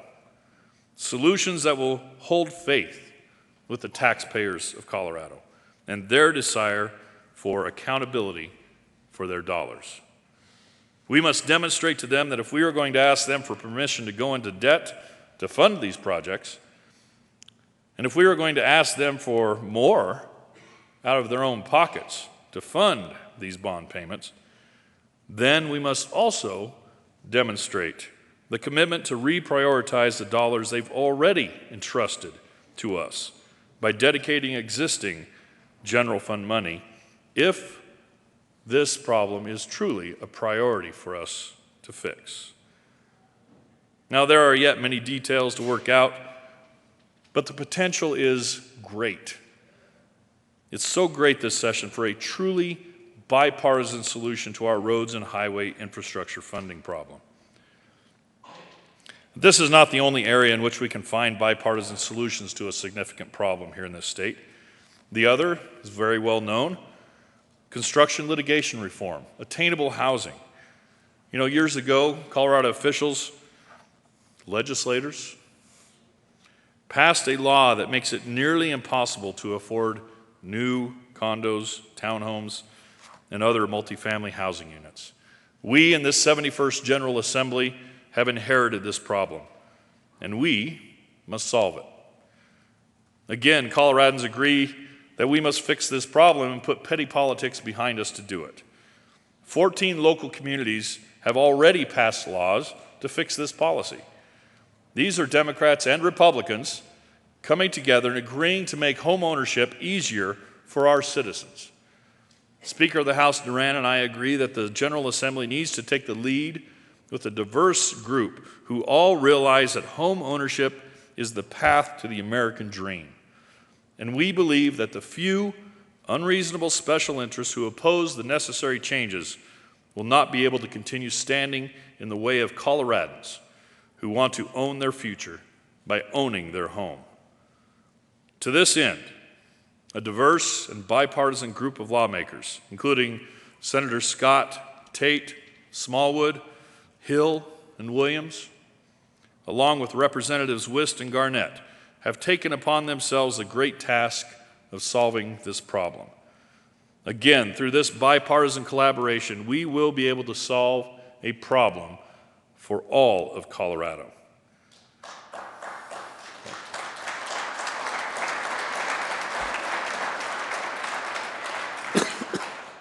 In addition to these efforts, we will also remain committed to reducing the regulatory and bureaucratic hurdles that inhibit business startups, expansions, and relocations.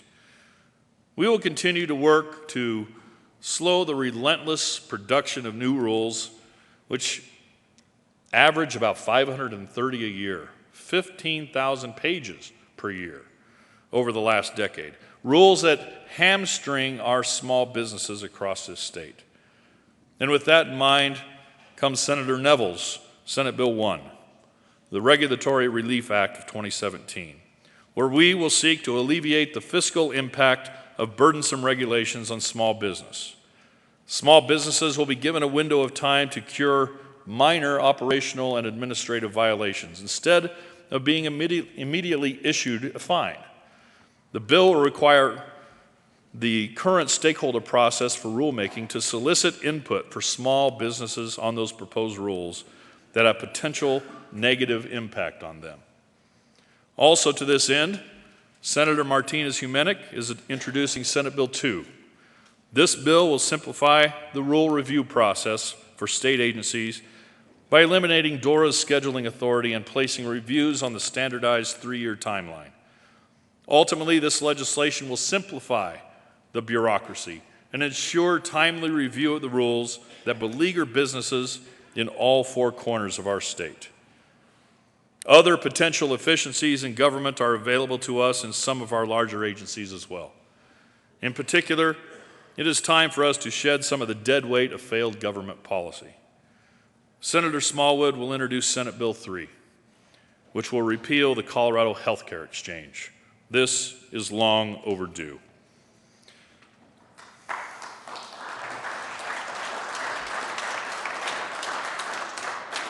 To help improve access of our Medicaid recipients to their health care providers, Senator Tate will also introduce Senate Bill 4. Current law prohibits Medicaid enrollees from seeing a provider of their choice because a provider cannot bill a Medicaid enrollee for services provided. This bill expands access to health care by permitting individuals enrolled in Medicaid to seek care at a provider that does not accept Medicaid. This enables individuals to bypass waiting periods, receive better quality care, and access specialty care providers.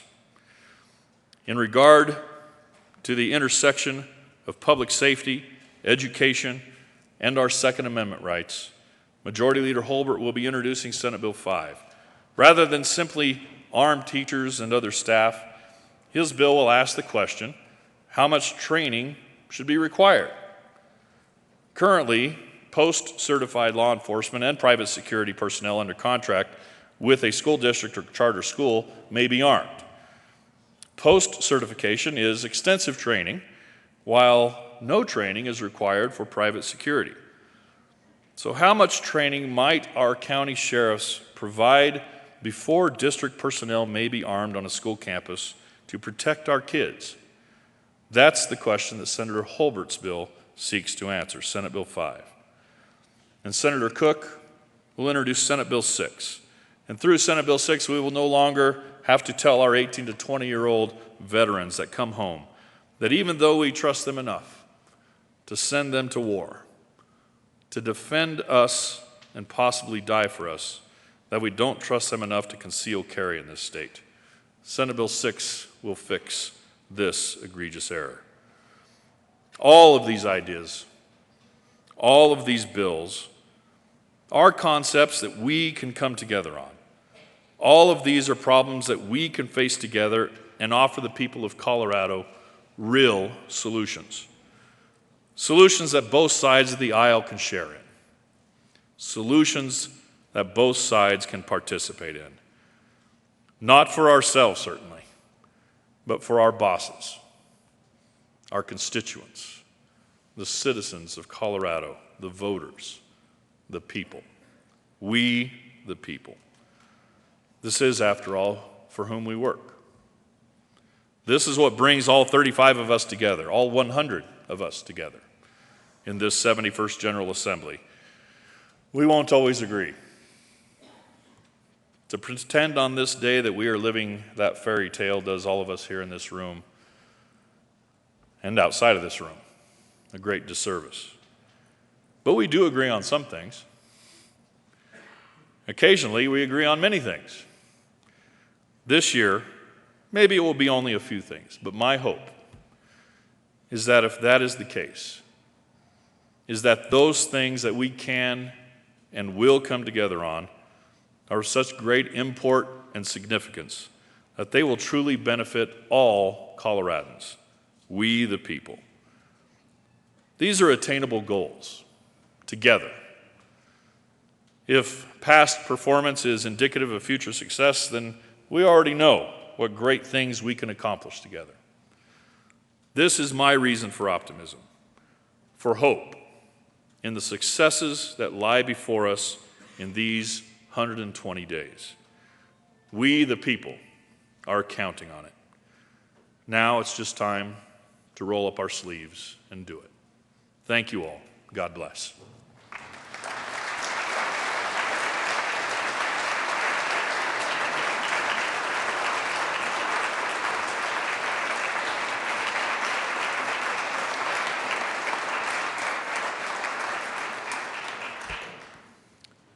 Minority Leader Guzman. Thank you, Mr. President. Mr. President, Mr. Majority Leader, Mr. President Pro Tem, Mr. Assistant Minority Leader, colleagues, friends, and family. It's my honor to welcome you all to this chamber this morning, this afternoon, as we open the 71st General Assembly.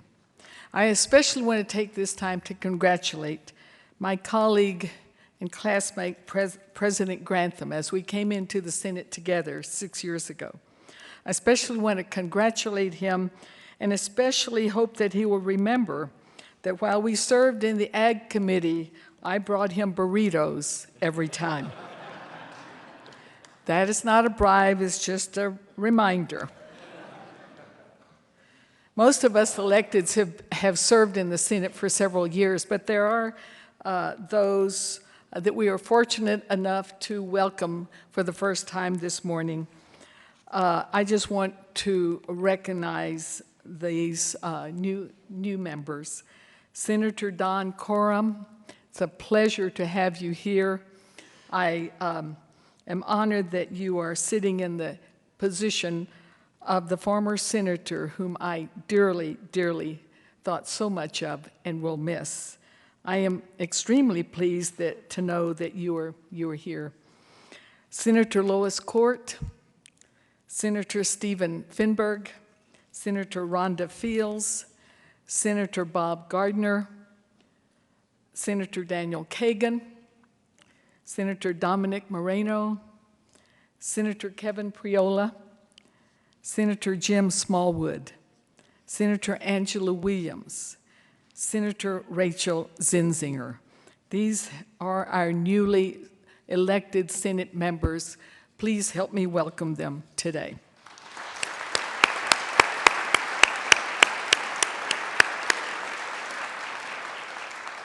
When I began my work in the Senate, I entered in May of 2010, in the last few months of the 67th General Assembly. That following January in 2011, I entered the 68th General Assembly, followed by the 69th, then the 70th, and now the 71st General Assembly. And as I begin my last years of my Senate career, I cannot help but take a look back at how much our state has changed in 6 years. Colorado's population was estimated to be 5,029,000 people 6 years ago. Today, it's estimated and growing, even though it's growing every month, 5,540,545. That's a 10% increase in 6 years. 6 years ago, our unemployment rate was 8.9%, according to the Bureau of Labor Statistics. As of November 2016, it has fallen to 3.2%, among the lowest unemployment rates we've seen in years. But let us not forget that as we've seen unemployment drop in these 6 years, we've seen sharp increases in homelessness among our students, among our young people, particularly in Denver, Pueblo, and Mesa County. 6 years ago, there was no Colorado water plan. It was in 2013 that Governor issued his executive order calling for the Water Conservation Board to create the state's first ever water plan. Coloradans from north to the south to the east to the west depend on this precious resource for everything from their farms to their cities. And this living document hopefully will guide Colorado in protecting and preserving its water for years to come. 6 years ago, our state budget was $18.2 billion. And last year's budget was $27 billion. Civil unions were not part of the laws 6 years ago, and the legalization of retail marijuana had yet to be approved through Amendment 64. And the only beer sold in grocery stores 6 years ago was 3.2%. In these 6 years, technology has quickly nudged us forward. Entrepreneurs are inspiring and creating new tools that are quickly changing not only our world here in the state, our world in the world, and our world in the nation. 6 years ago, you could never have imagined ordering a car with the touch of a screen on a cell phone. Who would have thought even 6 years ago the 71st General Assembly would be discussing bills relating to the operation of self-driving vehicles? In these 6 years, Colorado's blue-collar jobs have gotten, the workforce has gotten older in years. With that comes the need for young people to be trained and to step in and fill these jobs. While visiting in Pueblo this month, I visited Pueblo Community College's welding program. I was able to see how the school is showing Colorado's young people that you don't have to attend a four-year college and get a degree from a four-year college and go into debt to get a good job. One welding student I met, 18-year-old Brett Salazar, will graduate soon with skills he needs to succeed. And thanks to that program at Pueblo Community College, he will enter into a good-paying job at Vestas in Pueblo. Brett's success shows how important trade schools and community colleges are to training young people to replenish our retiring workforce. And we must also be mindful about how advancements in technology like automation are rapidly changing what jobs need to be filled. Trade schools and community colleges will be important to bridging the gap with the manufacturing world to ensure the new dollar jobs of tomorrow and that they can be filled with skilled workers. Agriculture has changed also. Thanks to Amendment 64's passage in 2012, farmers in Colorado now grow hemp as a cash crop, with demand growing for its use in making things like paper and clothing and other things. I know many of you in this chamber have sampled some of Colorado's renowned craft beers.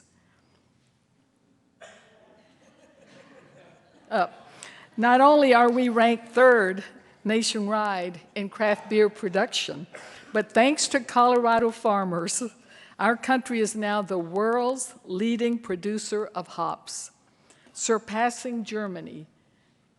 One thing that has not changed in farming, though, is the dependence upon the weather.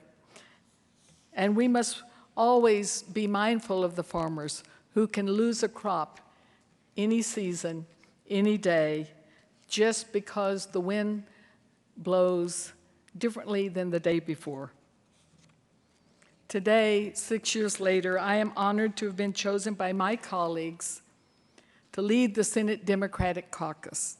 And I'm honored to work with the Senate Republicans to address the many needs and challenges facing our state. And those challenges are many, as you've heard already. We've been elected to respond to these challenges, and Coloradans expect nothing less from us.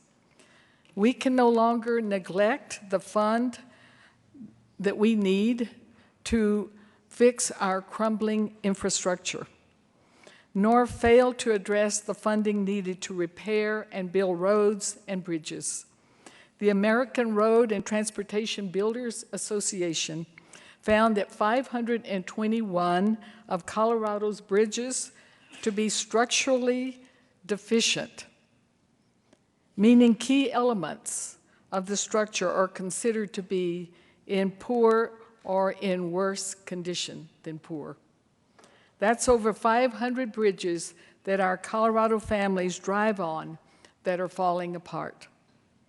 As our population has grown over these past several years, we have seen significant traffic congestion, and it's getting worse.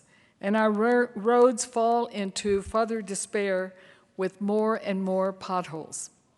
The people of Colorado should be able to drive their kids to school and drive to work on safe and reliable roads and bridges. Dollars for transportation means putting people back to work in good paying jobs and making travel safer. But we cannot accomplish these feats through proposals that would cut deeply into our already underfunded classrooms and vital services Coloradans depend upon. Therefore, I urge us to consider the option of moving the hospital provider fee into an enterprise fund. As you all know, last year, every major newspaper and every editorial board, every business chambers of commerce, and rural groups in Colorado came out publicly in support of moving the hospital provider fee into an enterprise fund. This solution was at our fingertips last year, but we were not able to get it done. Moving the hospital provider fee into an enterprise, in fact, honors the voters' intent on Tabor and would not alter the Tabor cap or raise taxes. It simply would isolate the fee and move it from the general fund where it is improperly and was improperly commingled in the first place. I look forward to working with my colleagues here in the Senate. I have a bill as well to do this, to move the hospital provider fee. But it needs to be worked on together. We are all open to making a bill, to building a bill, to writing a bill that would invite the kinds of changes, the kinds of opportunities where we could come together and do something about this. In the governor's current budget proposal, we see $195 million reduction in the hospital fee collections. That's $195 million lost in matching federal dollars. Hospitals in rural parts of our state hugely benefit from this. Last year, rural hospitals paid $45 million into the hospital provider fee and actually received $542,829 in supplemental dollars. These hospitals not only care for so many hardworking families and their children, but they create jobs across the state, allowing hardworking families to stay in the communities they love and call home. Members, we're not really in a position to pick winners and losers. By trading our health, the health of our families, for the health of our roads, we can and should prioritize both of these things. We can do this. We could do it. We can find a solution to take care of both of these things, and we can do it in the 71st General Assembly. I will have to give. I know that I'm going to have to give up some things, but I hope that you will work with me and that you will work, others in my caucus will work with me to find this solution. Democrats are willing to listen, and I know that my friends on this side of the aisle are willing to listen to me, may not agree with me, but I've never gone into one of your offices and you said, don't come in, don't want to hear it. I might have to start bringing burritos to more of you. You know, every year since I've been here, I've heard from people, whether it's people in the community or whatever, that the legislative session really didn't accomplish much. They didn't do anything. They really aren't doing anything. And the University of Denver published a special report on the role and scope and the expectations of state legislatures, which implies in their report that there is the belief that lawmakers, such as ourselves, don't know or understand how to work in bipartisan ways to get things done for the people of Colorado. This year, let's work out solutions so we don't have to choose between the health of our working families and the health of our roads. For our side of the aisle, a major part of our priorities will be protecting the progress that Colorado has made in being at the forefront of the new energy economy. We've been extremely fortunate to be a nationwide leader on energy issues. This is in part due to the leadership and vision of our state and nationally elected officials, including United States Senators Cory Gardner and Michael Bennet, who both supported the federal tax credit for wind and solar, making them a viable option in a competitive market. Our utility companies are taking advantage of these opportunities. And I want to give a shout out to some of these companies, including Tri-State and Xcel Energy, who have invested in renewable energy in ways that benefits our environment, our communities, and Colorado's economy. Not only are renewables like wind and solar cleaner, but they are cheaper to produce and more efficient. Companies like Xcel and Tri-State have shown that being profitable companies and being good stewards of the environment absolutely go hand in hand. It would take looking back farther than 6 years to understand and appreciate Colorado's mining history. While there are challenges facing mining industries today, Colorado's economy continues to be enhanced by some important mining operations in Colorado today. I was very fortunate and delighted to visit the Climax mine in Leadville. The mine began its operation in 1918. Its molybdenum is used mainly in steel alloys. And early operations in the early years, in the early 1918s and so forth, this mine produced this molybdenum, which served as the metal for armored battle vehicles in both world wars.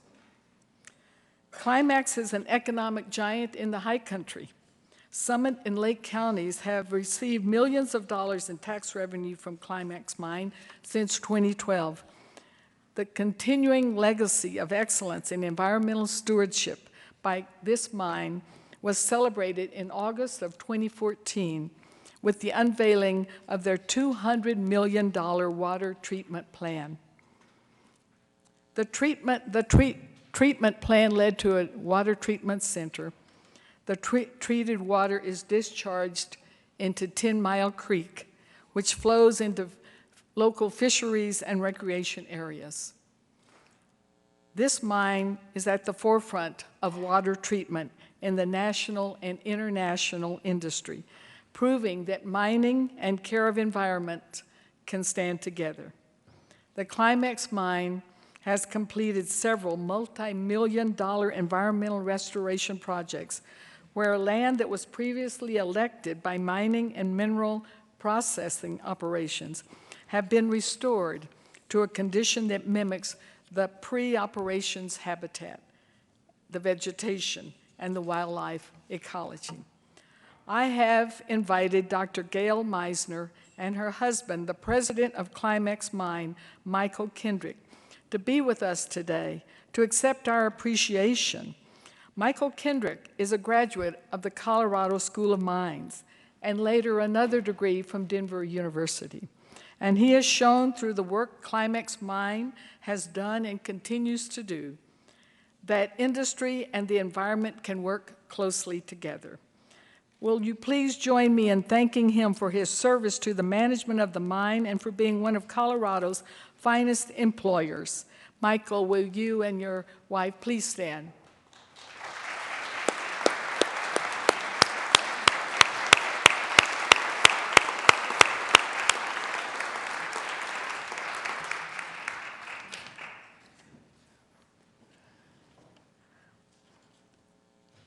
One of our most important goals is keeping Colorado at the forefront of the new energy economy and has been and it has been for well over a decade since the passage of Colorado's very own renewable energy standard in 2004. We will continue to support efforts at the state and local levels to conserve our natural environment and address the economic benefits of wind, solar, and energy efficiency. I would add that there are now more than 62,000 clean energy jobs in Colorado. And with the establishment of our Deputy Minority Leader for Conservation, Clean Energy, and Climate Change, we aim to work closely with representatives of all energy industries so we can find a bipartisan solution to the challenges facing Colorado's energy future. We want to be clear. Our intention is not to demote oil and gas, but to promote a formidable renewable energy portfolio and a sustainable, clean, natural environment. That's why we, like vast number of Coloradans, will continue to hold strong in defending our public lands and ensuring that they stay public. Coloradans value these lands as they are a part of our heritage and the very soul of our state, and we will not stop away or not step away from embracing this value. Our lands are not for sale, not even to the highest bidder. I would like to point out another priority for our Senate Democrats, and that is taking the lead on addressing the heroin and opioid epidemic, which is not only affecting our present but our future as well. In this chamber, there's a good chance the vast majority of you know someone close to you or in your community who is battling addiction. In our state, as well in our entire country, opioid abuse is a serious problem. The abuse of opioids like heroin, morphine, and prescription pain-relieving drugs has been singled out by the Center for Disease Control as one of the top epidemics facing our country today. Our state health department found that overdose deaths from just one kind of opioid painkiller outnumbered all homicides in Colorado in 2015. 259 people died from overdoses of what health officials call natural prescription opioids, drugs like hydrocodone and oxycodone. That compares with 205 people who died from homicide.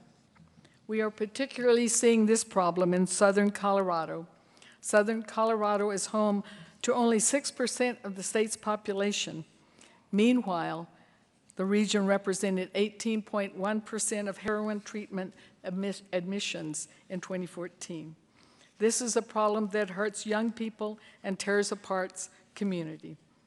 That's why, under the lead of our Assistant Minority Leader, Senate Democrats will be introducing a bill to create a pilot program for Routt and Pueblo counties, two areas experiencing particularly high opioid addiction, to make access to life-saving treatment and care more accessible. All across this state of Colorado, there are many challenges. We hear about them, we read about them, and sometimes we experience them firsthand.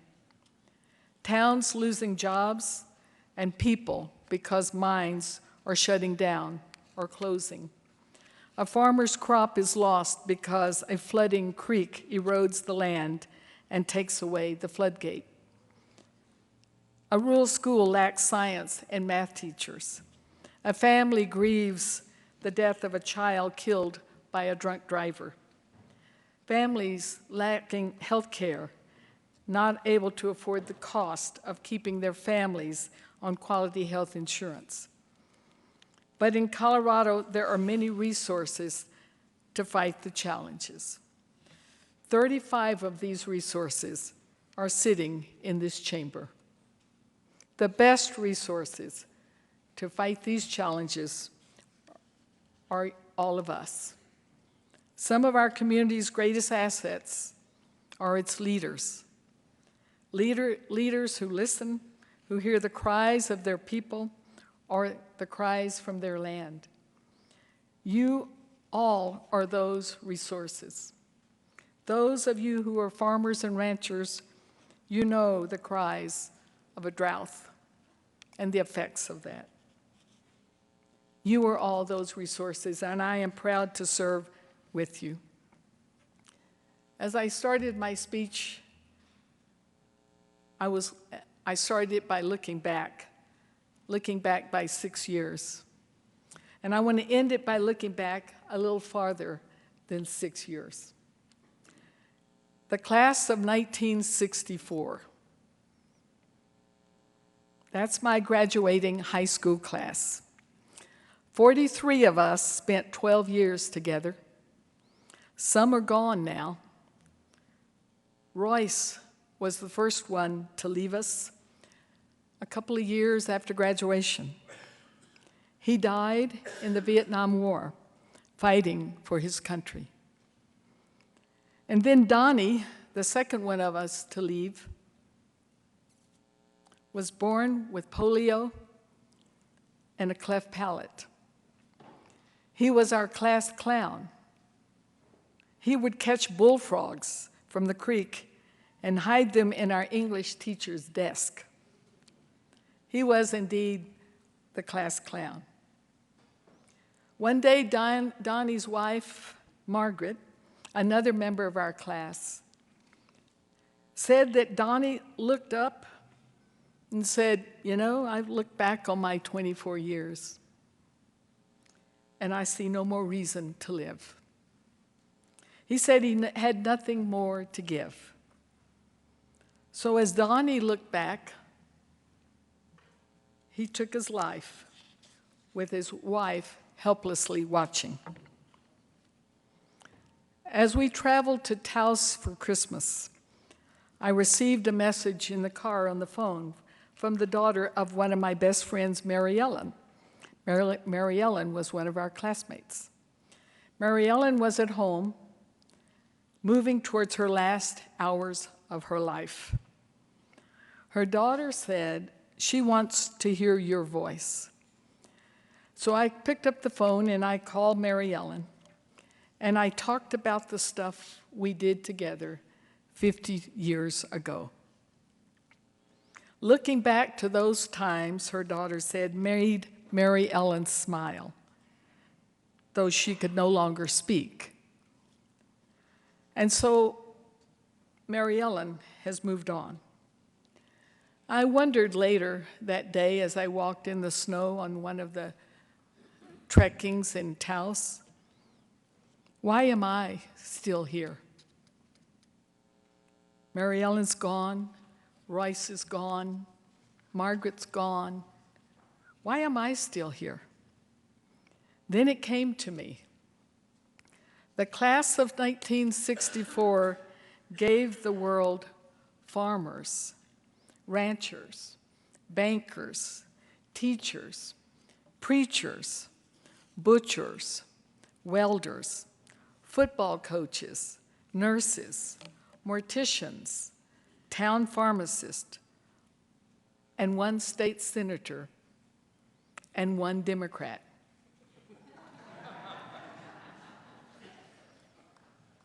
That was reason enough for me to stay, I think. I got to represent the class of 64 as the one remaining Texas Democrat. But really, I don't know why I'm here, but I do know this: Royce, Donnie, and Mary Ellen. I live on and work on for them and their children and their children's children. I think that's what each of us is doing here, working on, going on for the people of Colorado, for their children and their children's children. Thank you, Mr. President.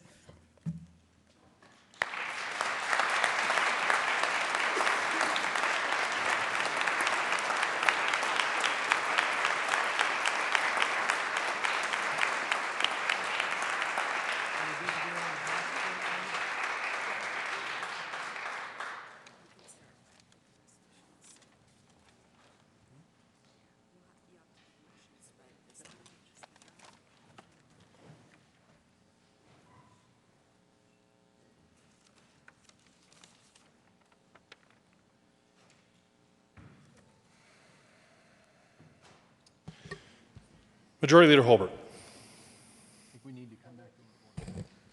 Yes, we do. Senate will come back to order. Majority Leader Holbert. Thank you, Mr. President. I move the remarks of the President and the Minority Leader be spread upon the pages of the Journal.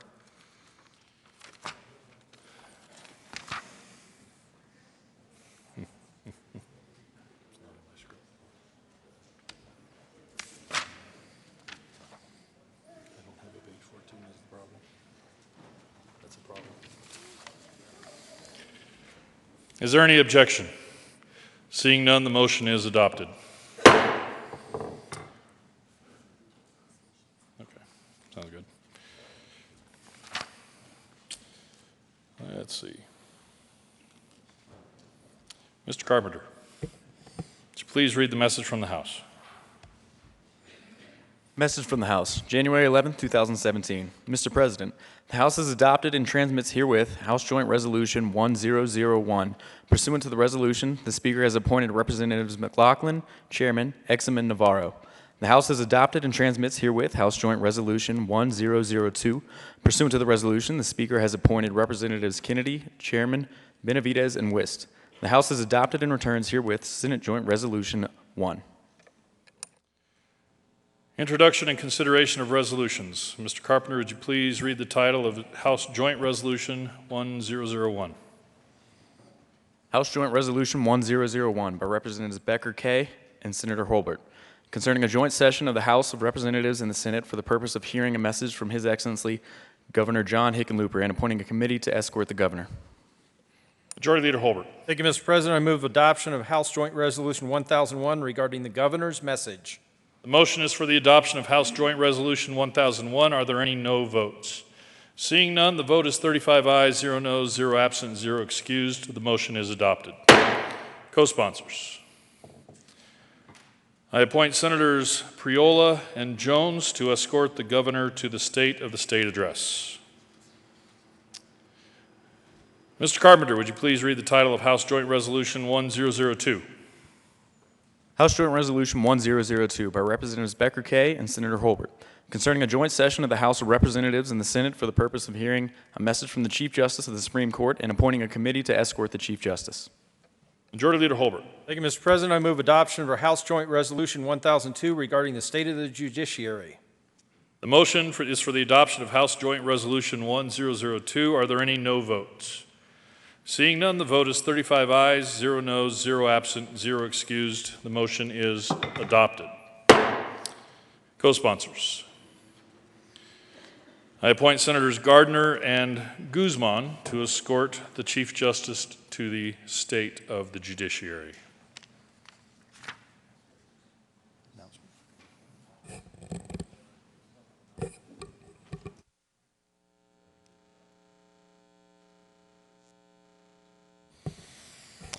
Announcements. Senator Newell. Senator Newell. Seeing none, Majority Leader Holbert. Thank you, Mr. President. Members, we will come back. We're going to recess. We'll come back about 3 o'clock to read bills across the desk. You do not need to be here. You're welcome to join us if you'd like. For all the members and guests, thank you for your patience as we work with our friends over in the House. Those last few bits we were waiting for and couldn't do them earlier. But, Mr. President, I move that the Senate recess until 3 p.m. today. Is there any objection? Seeing none, the Senate will be in recess until 3 p.m. today.